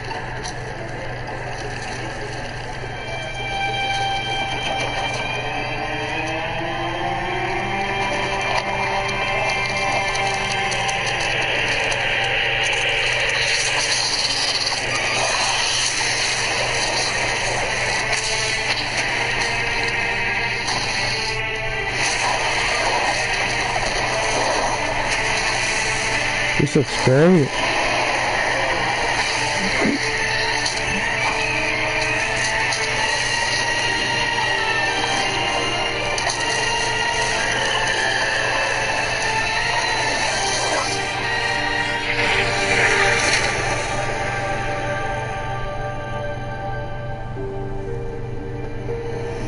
Ori and the Will of the Wisps.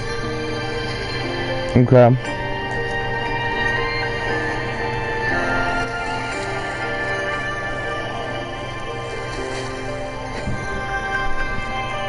February 11th, 2020. That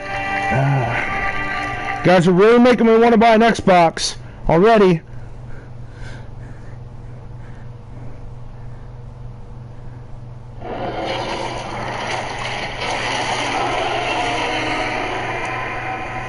Minecraft, from the creators of Minecraft.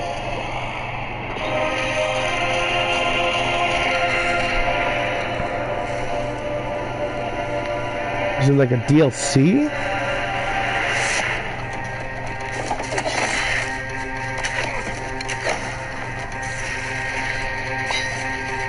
It's like a top-down beat-em-up game? Oh, it's a dungeon crawler. Gotcha. Okay. That's kind of cool. And you can multiplayer it. What is up?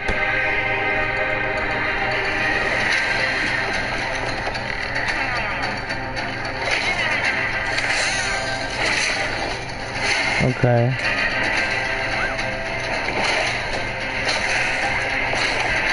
Yeah, it's definitely a Minecraft dungeon crawler of some sort. Minecraft Dungeons. Yep.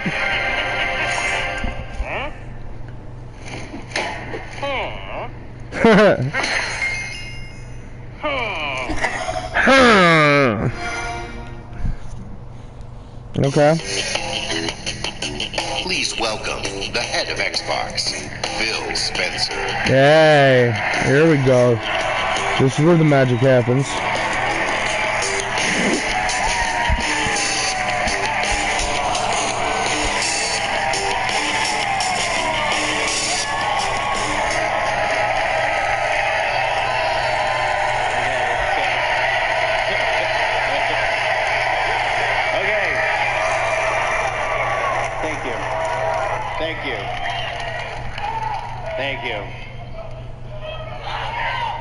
We on Team Xbox live for this exact moment. No, you don't. We live to make money. We get to share the best of our platform here with you in LA. And the moment you get to experience breathtaking new stories, new worlds, and new heroes for the very first time. This moment isn't just about finding some new games. It's about discovering your new games. This decisive moment of discovery is etched in your gaming history, alongside your every achievement, your every moment, your every new friend. This is why we on Team Xbox are always and will be dedicated to unleashing the next new games for you to discover and love. So whether you're one of the thousands with us here in Microsoft Theater,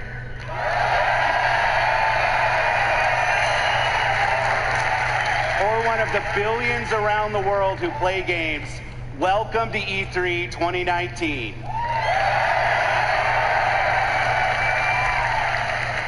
This right now is the single most creative and energizing time in gaming history. Games and gamers together now have the sheer magnitude to be a significant unifying force for the world. The expanding universe of gaming has opened a new era of creative possibility, with more games, more creators, and more industry players than ever before. And gamers were everywhere. In under 2 decades, the number of players in the world has more than tripled. Over 2 billion of us now play games in every region and on every continent. And with new technological leaps, we get to play whatever we want, with whomever we want, and wherever we want.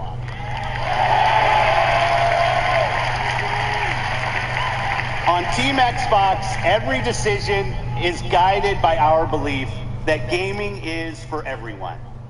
My team and I are single-minded in our resolve to bring everyone the games they want, to connect everyone to play with the friends they want, and to empower everyone to play wherever they want.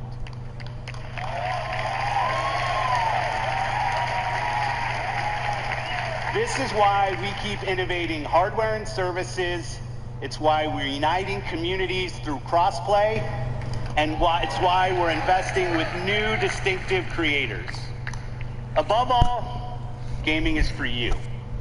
This is why we scour the world for your next new games.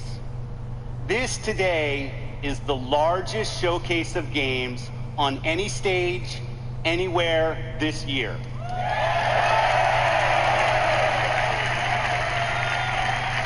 Today, from the thousands of games in development across Xbox One and Windows PC, we're highlighting 60 games for you,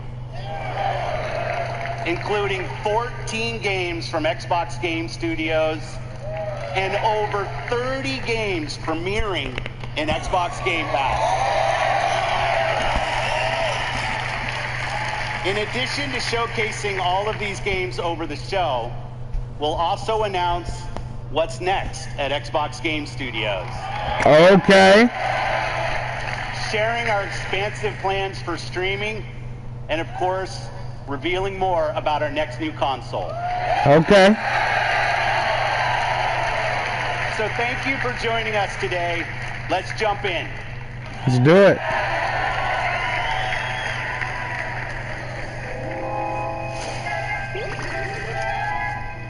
All right, this is Star Wars. It looks good. It's made with Unreal 3.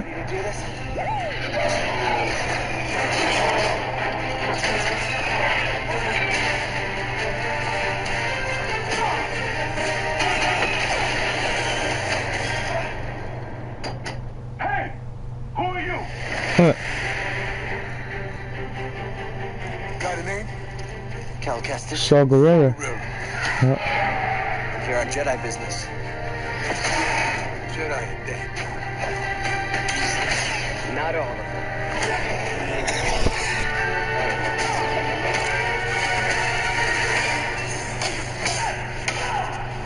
A Jedi.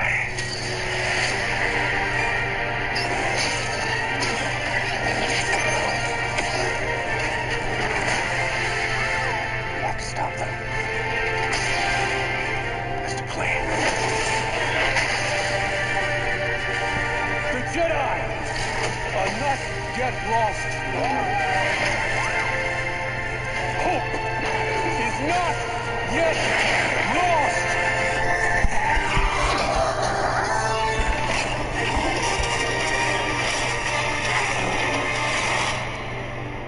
Okay, that looks really good. Yeah, I'm okay. You all right? No, we are not doing that again.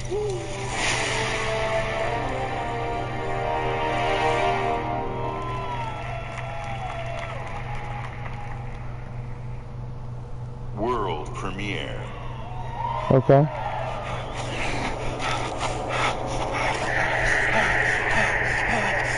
Horror game?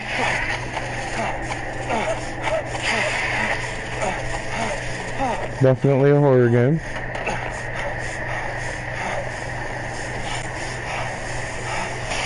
What the?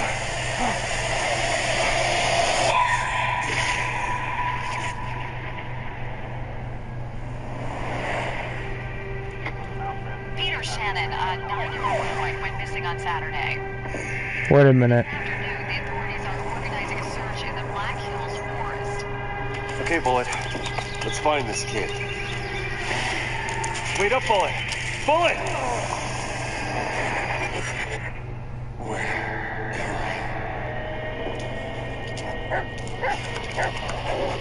What is happening?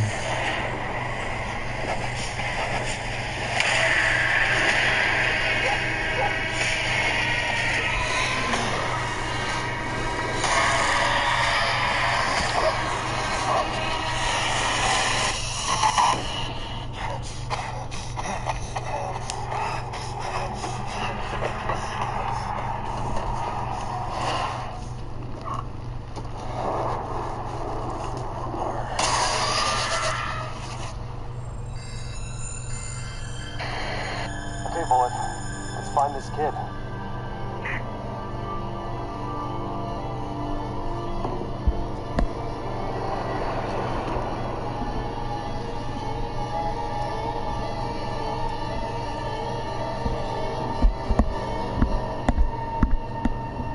Blair Witch. Okay. Guys, I have to take a pee and go help my wife. I will be right back. I apologize for the interruption. I will make comments about these games when I get back. Peace.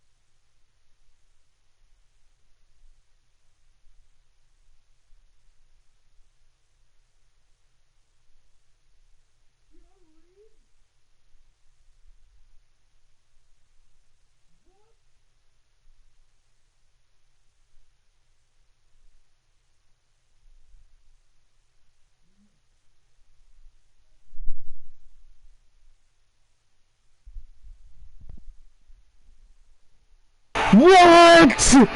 Keanu fucking Reeves! What? What?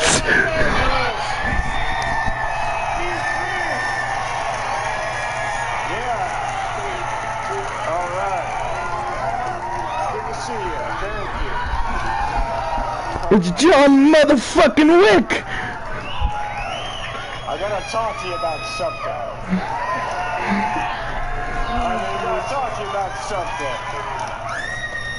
CD Projekt Red. Huh? Why are you live streaming? Cyberpunk 2077. Like this, I'm on air. But how are you commentating? Why are you commentating if they're not watching it? Because they're watching it on another window.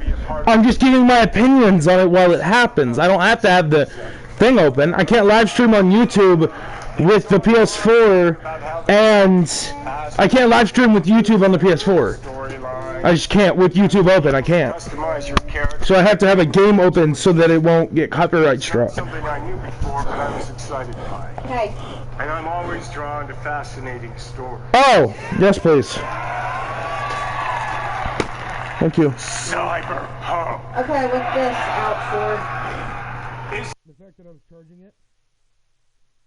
Alright, my girls' night is Tuesday, June 18th. Okay. Okay. Yeah. What if I have work at 10? Yeah. And you'll still be back at midnight?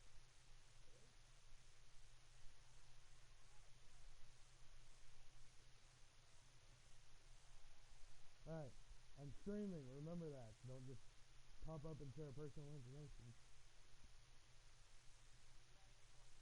Just saying. Yes, but not for the whole internet to know.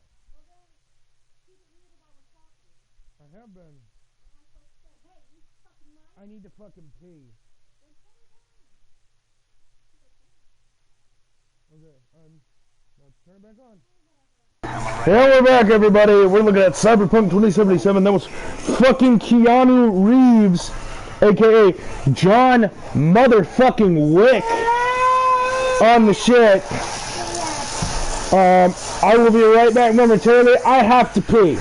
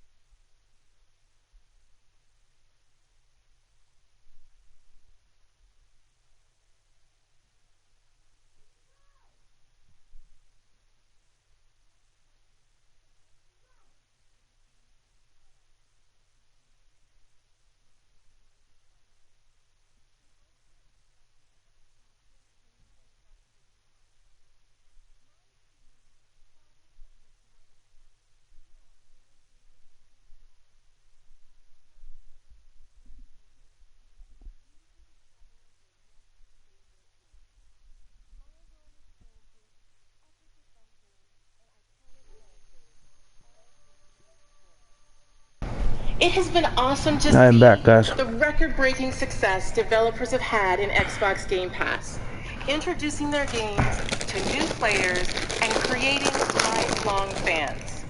Since launch, we have tripled the number of partners in Game Pass, adding more games from more genres, platformers, RPG, adventure, sports, puzzles, and more every single month.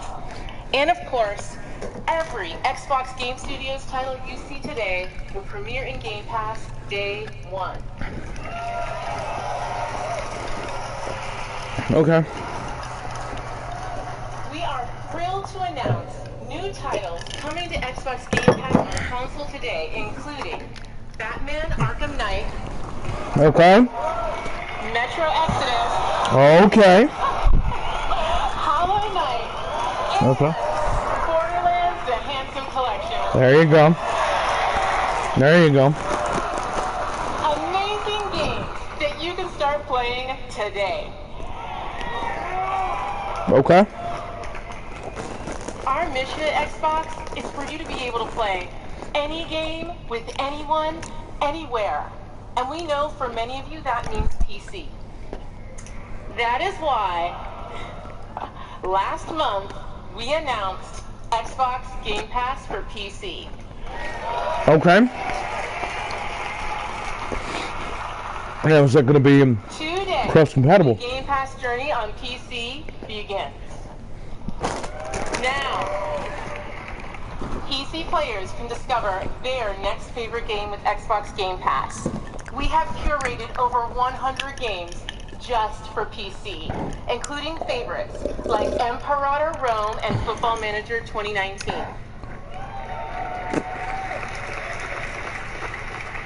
Okay. And for the first time on PC, starting with Halo Reach, the entire Master Chief There you go.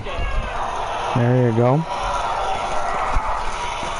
Your entire Master Chief collection. Isn't that like only 3 games though? We are thrilled to share. Or is it 4 now? Xbox Game Pass for PC launches in open beta today. Okay. Whenever you're ready.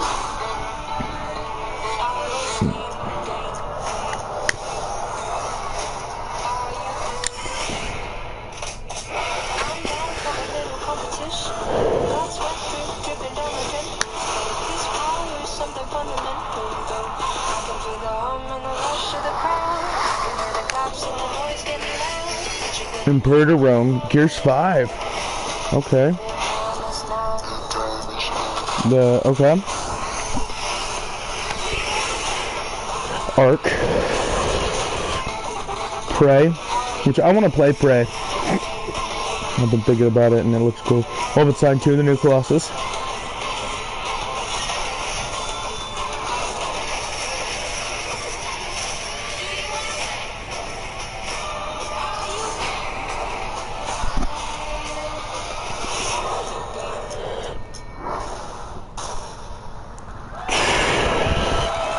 Okay. Xbox Game Pass for PC, $9.99 a month. That's not bad.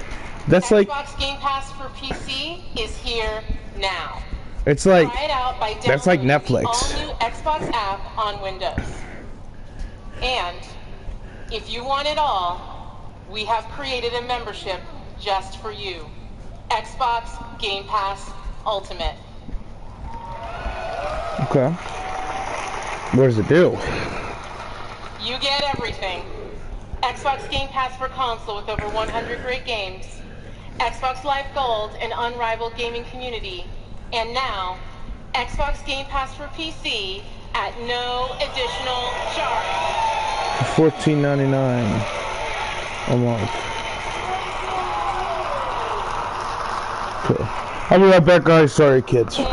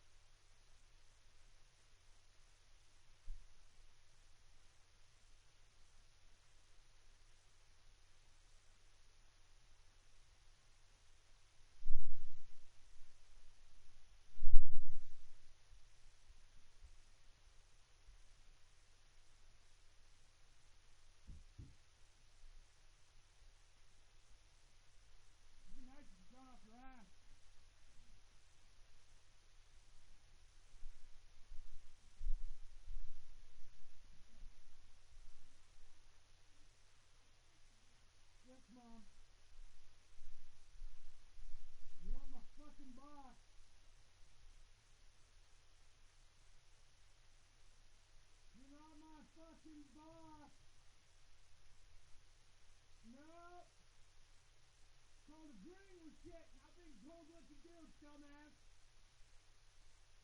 Agreeing with shit, not being told what to do, dumbass.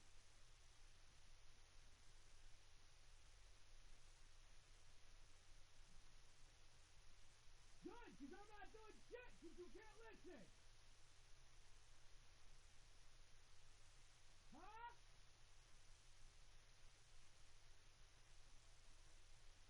You're lost.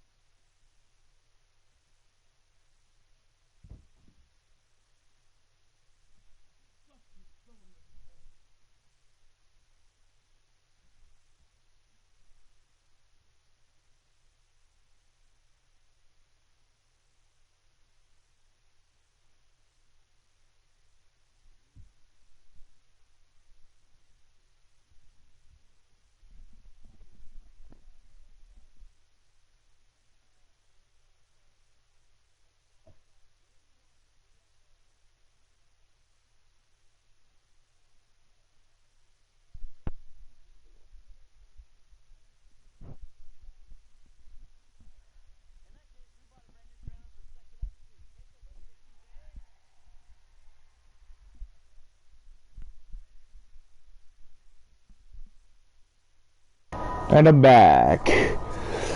Let's get into the E3 business. My name is Raz, and today is my first official day on the job. We're on a mission. Is it Psychonauts 2? Come on, looking for me?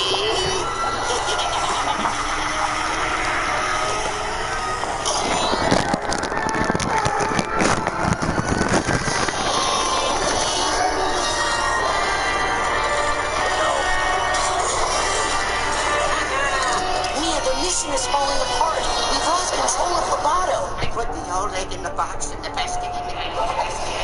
No, I won't tell. I won't tell anyone. I promise.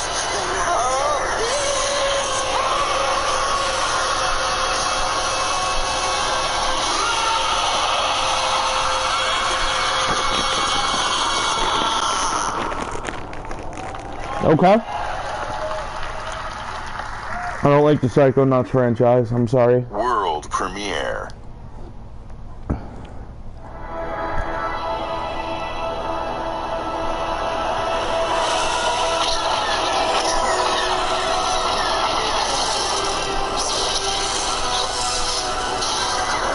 Lego Star Wars game, okay.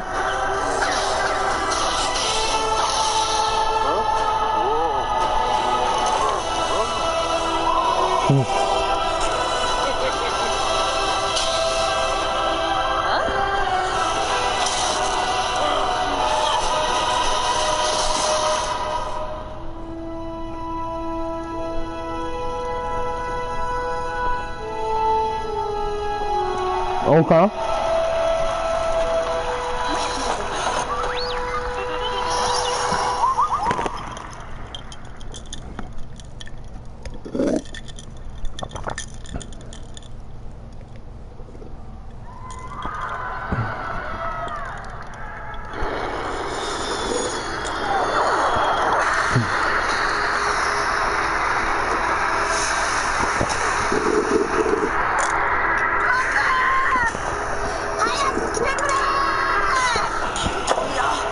Oh.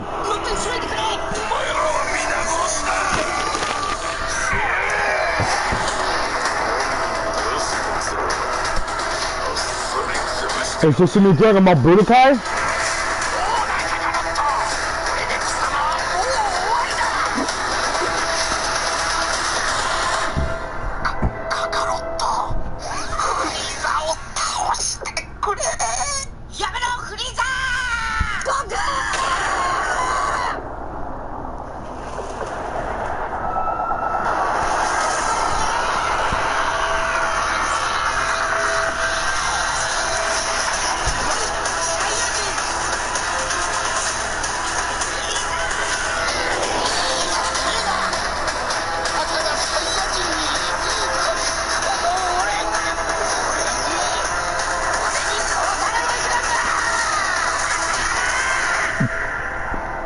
Dragon Ball game Project Z. It's called Dragon Ball Z Kakarot. Okay. World premiere. Another one. Jesus. Annapurna Interactive.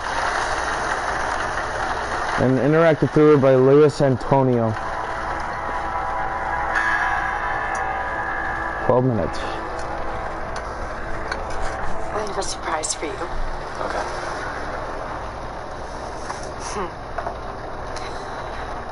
You want to guess what it is?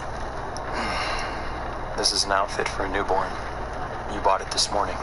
You wanted to surprise me. I'm sorry. You're pregnant. You know? I know because you already gave it to me. This has happened before. What are you talking about?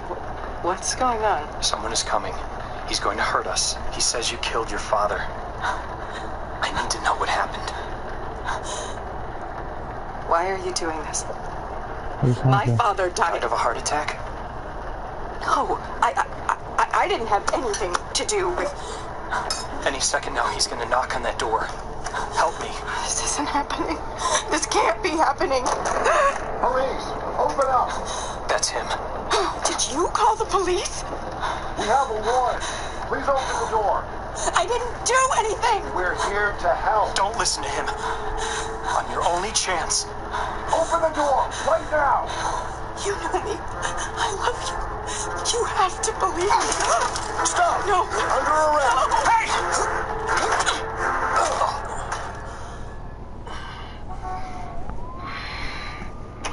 You're home. What are you doing? Are you okay? What the fuck?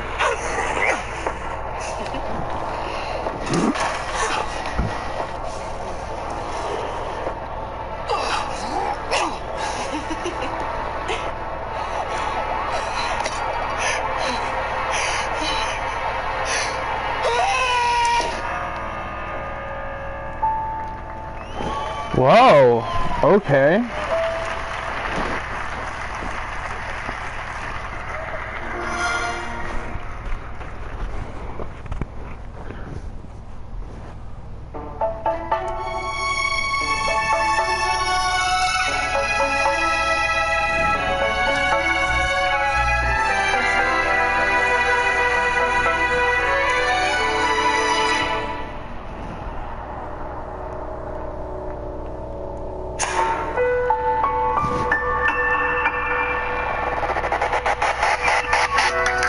Whoa.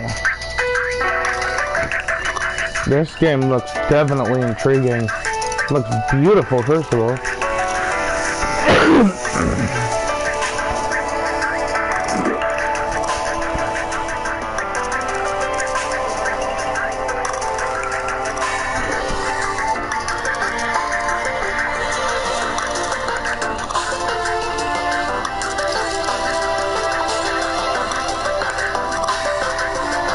And kinda goofy.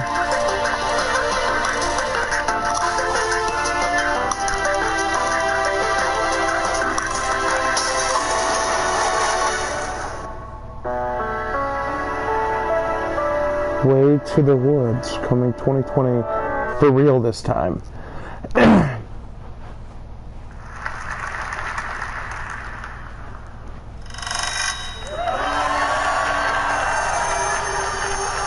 Halo? A chick looks like Ruby Rose.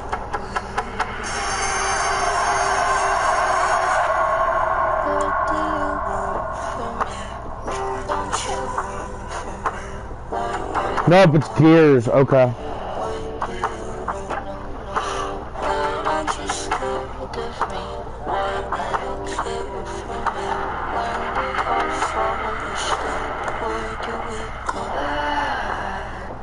Bury a friend, try to wake up. Cannibal class, killing the sun.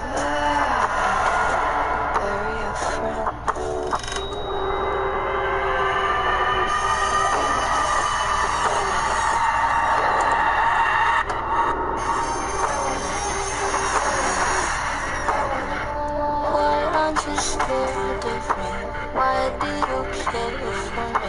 When we all fall asleep, where do we go? That's all they're gonna. Yep, Gears 5.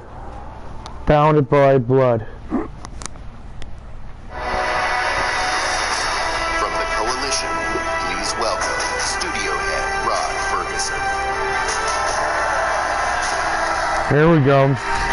Talking about some good stuff now, guys. Getting into some stuff. Getting into some shit. Thanks, everyone. We're excited to announce that Gears 5 is releasing on September 10th. September 10th, okay. And if you want to play 4 days early, you can with our Ultimate Edition or membership in the newly announced Xbox Game Pass Ultimate. With Gears of War 4, we wanted to earn your trust. But with Gears 5, we want to push the envelope by doing new things never seen in a Gears game before. And we'll tell you all about it this summer. In July, join us for our Versus multiplayer tech test, where you'll be one of the first to play our all-new competitive game type, Arcade. In August at Gamescom, go hands-on with the all-new Horde mode and see how character abilities can turn the tide on the battlefield. In September, we return to the biggest Gears campaign ever, where we'll explore more of Kate's harrowing journey and celebrate our launch on September 10th. But what are we talking about today? Today, it's a brand new way to fight the Swarm. In Escape, you play as one of 3 Hive Busters. You and your squad infiltrate the Hive, plant the bomb, and escape with your life. Because we all know that best defense is a good offense.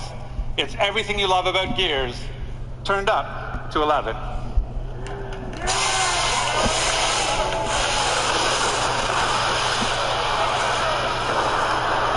What the fuck is happening? What's happening?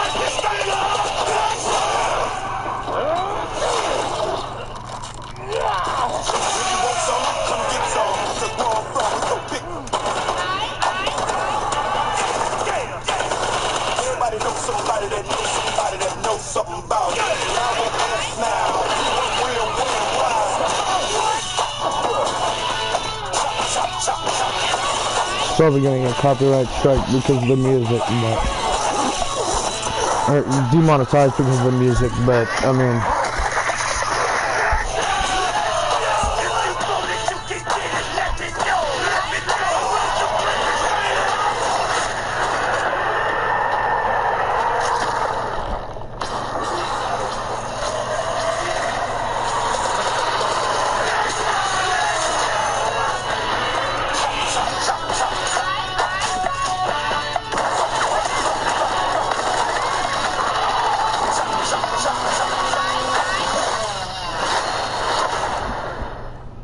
called Escape. Okay. That doesn't look bad. I hope you enjoyed your taste of Escape, an aggressive 3-player co-op experience, perfect for your living room couch. But it's not just about busting hives. You can build them too, and challenge your friends with the experiences you create. And tonight, join me on Mixer as we challenge these 3 WWE superstars, Xavier Woods, hey, Styles, and Tyler Breeze, to survive a gameplay deep dive from right here in the Hive. For these at home, for the next 2 days, you and your friends can play in select Microsoft stores. So good luck out running the Swarm, and we'll see you on the leaderboards. Oh, and for anyone who pre-orders or plays within the first week, we've got something special just for you.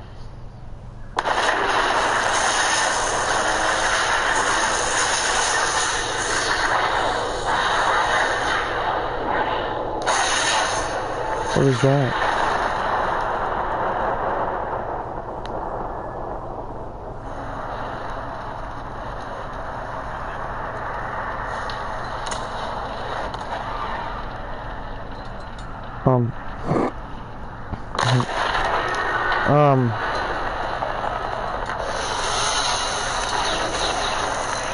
What?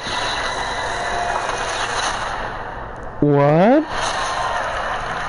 What? Gears is pairing up with Terminator? Okay.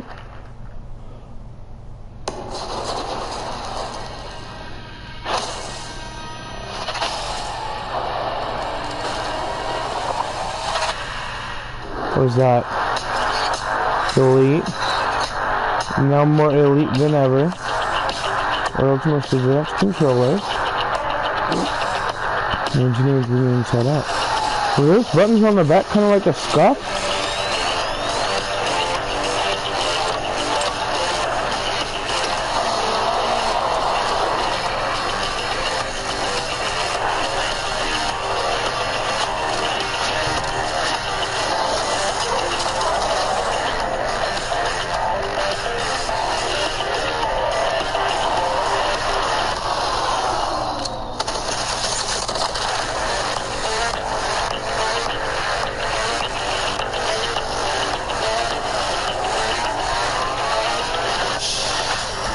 Designed for extended gameplay. New internal charge bug. Thank you.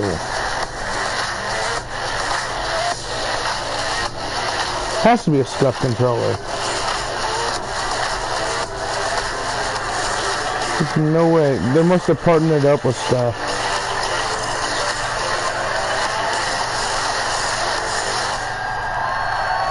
Okay. It's not partnered with Scuff. That's weird.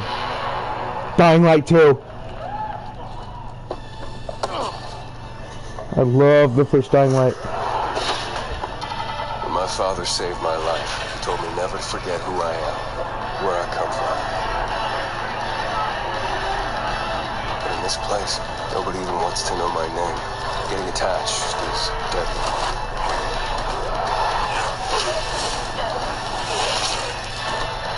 When darkness comes, I might be gone.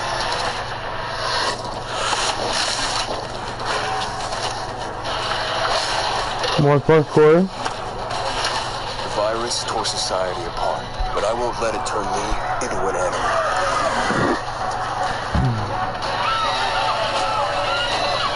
Staying alive became the essence of our existence, yet life must be more than just survival.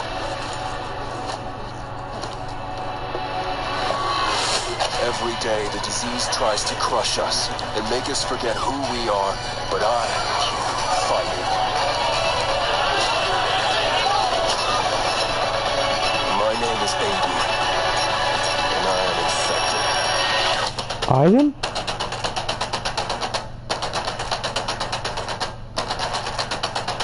What? What? World premiere. I'm gonna keep watching this. But give me a... Okay, it's so fun.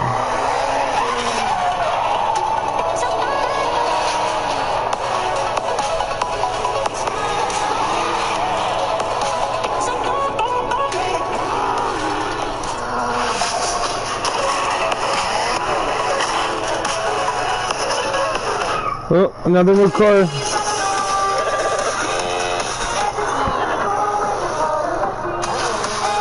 Oh, Lego cars? What?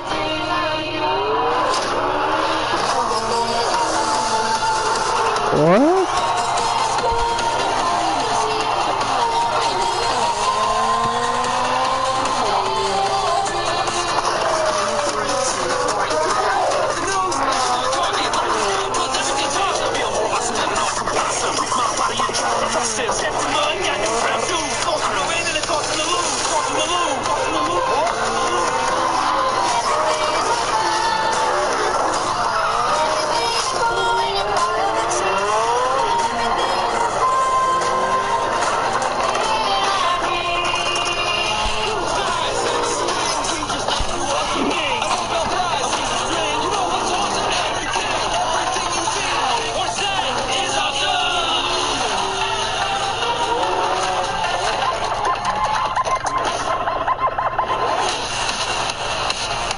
What? Lego Speed Champions. Please welcome Ralph Fulton. Whoa.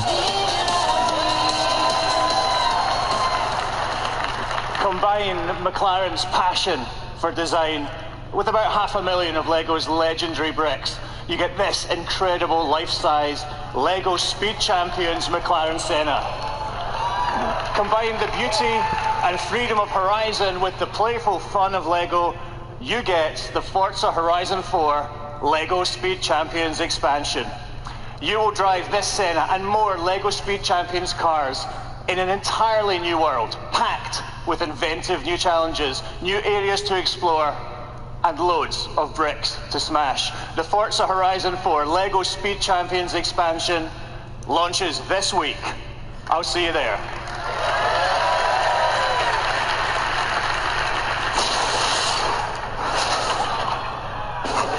Vinyl Pop Gear figures.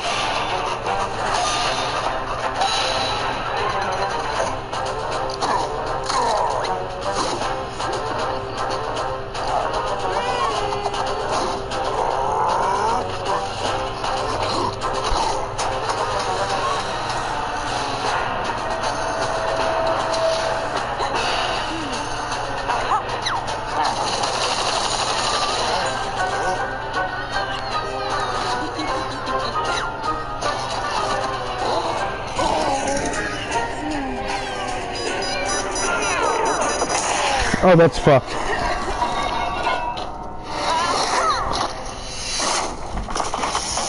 Oh, this is an actual game.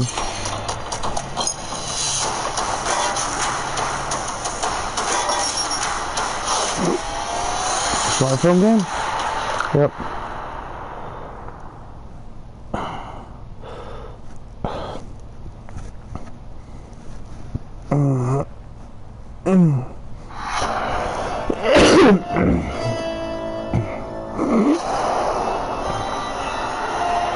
State of Decay 2, Heartland.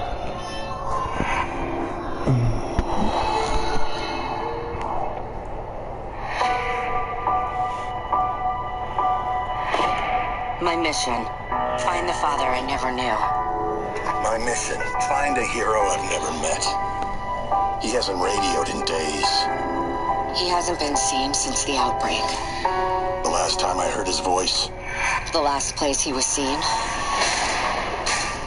was in Trumbull Valley. I've only heard whispers. I've only heard legend. Of unseen horrors. Here, we are the many. Here, we can become stronger. For so long, I was just surviving. Now people are counting on me. This is where my story could end. This is where my story could begin. I thought we had seen everything. We ain't seen nothing yet.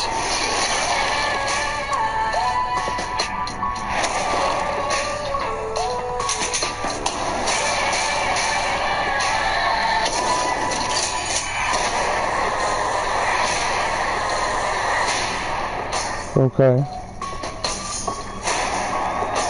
Huh.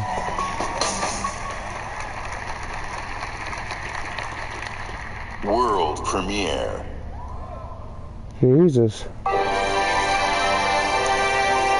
Don't fuck with me, it better be good.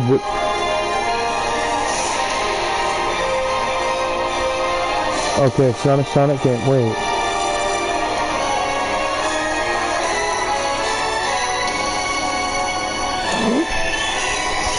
What is it?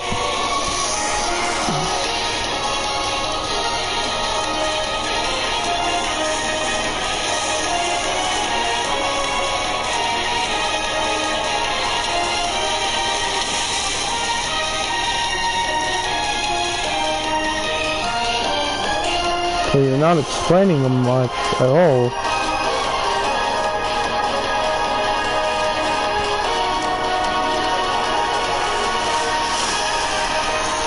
All the content. All the bosses and epic battles. All free to play. Okay. What is it?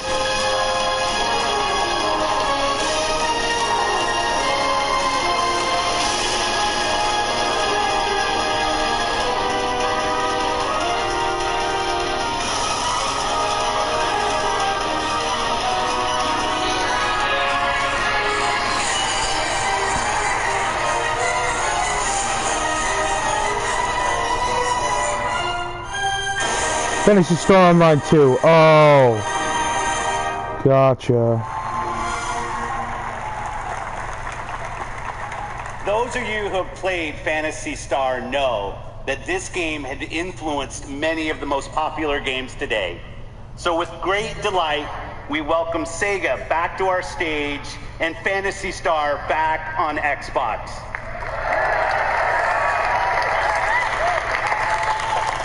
As we said, our goal on Team Xbox is to bring you the world's best games.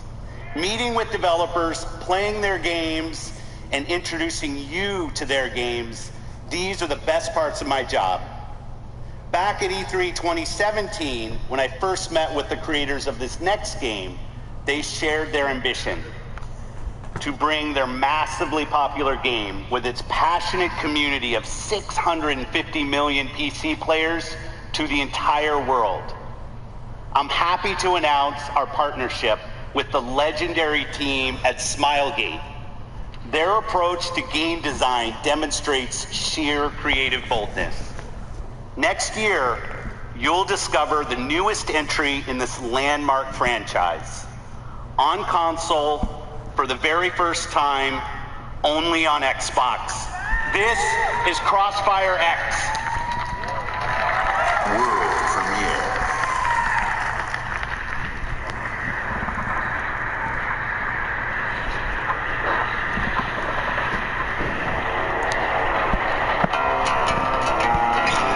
Sorry, guys.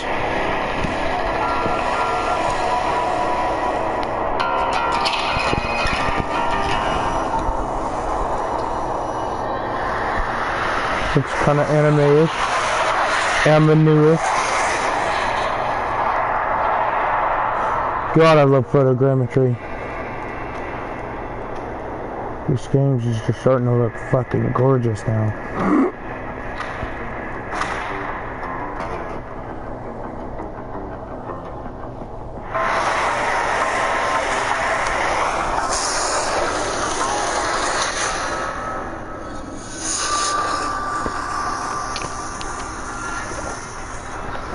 Okay, apparently somebody did not want negotiations to happen, which is what I assumed they were doing there.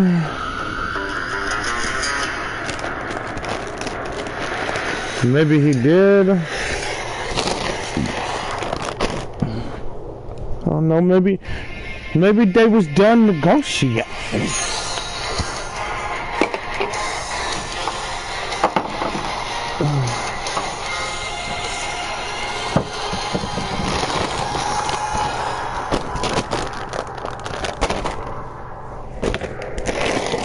If I could find a lighter.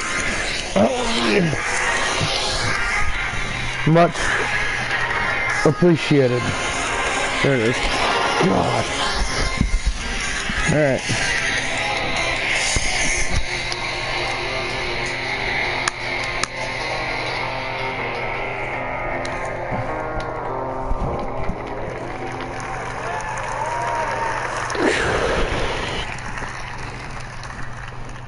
World premiere.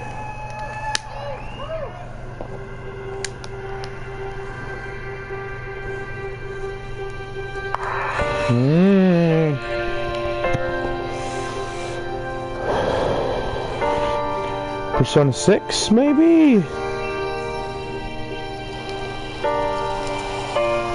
No? No.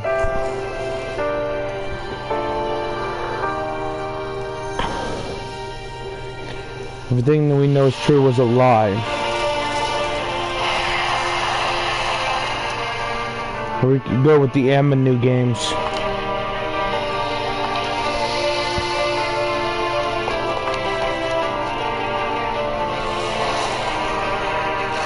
So we're a silent protagonist, it looks like, in this game. Without a face. Oh, Devil Guy, would you have a face? Okay.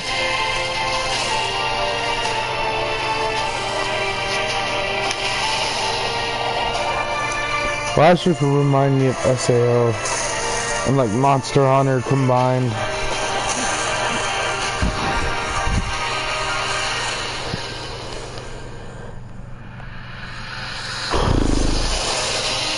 Tales of Arise. It looks okay. If that was in engine, that's kind of nice. I like cell shaded games. They tend to look cartoonish, and I appreciate that.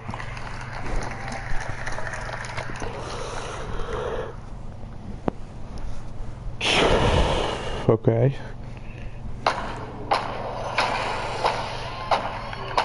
Borderlands 3. To the universe. I used to be one of them. Lilith. My name is Lilith, and I need you. Oh yeah. Borderlands 3, baby.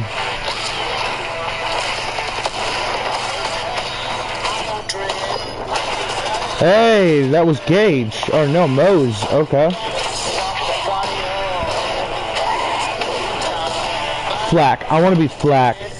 Beastmaster. There's the old guy. Zane Flint. That's Captain Flint's son. Amara.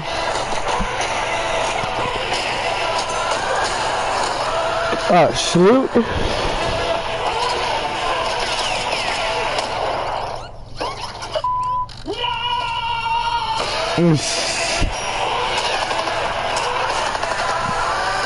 Hey, Hammerlock.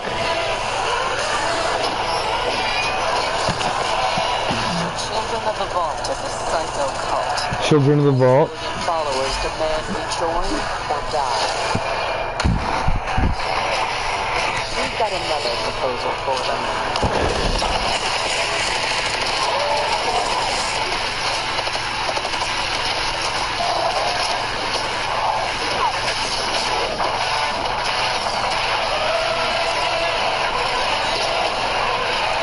Oh shit.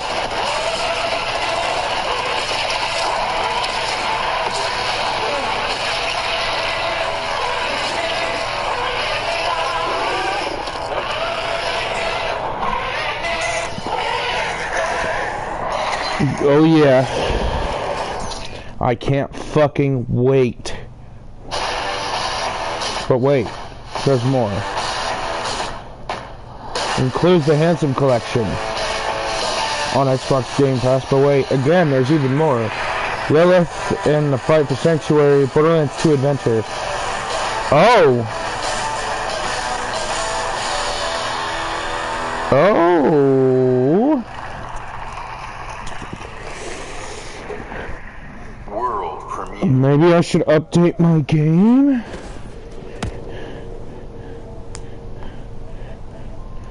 Let me check for updates real quick if I can, if it will update.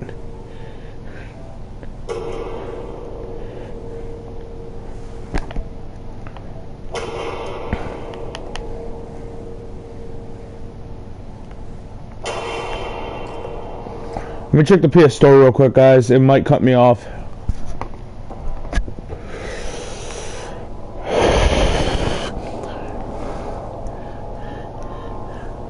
I doubt you could even imagine it.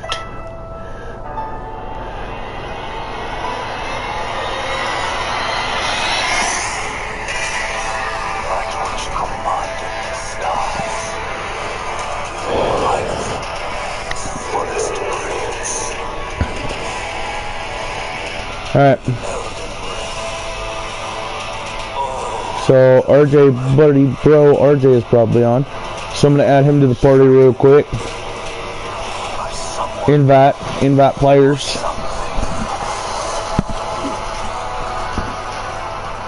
Don't tell me you don't see it. Look up at the sky. Birds. Okay. Am I still recording? I am still recording. Okay.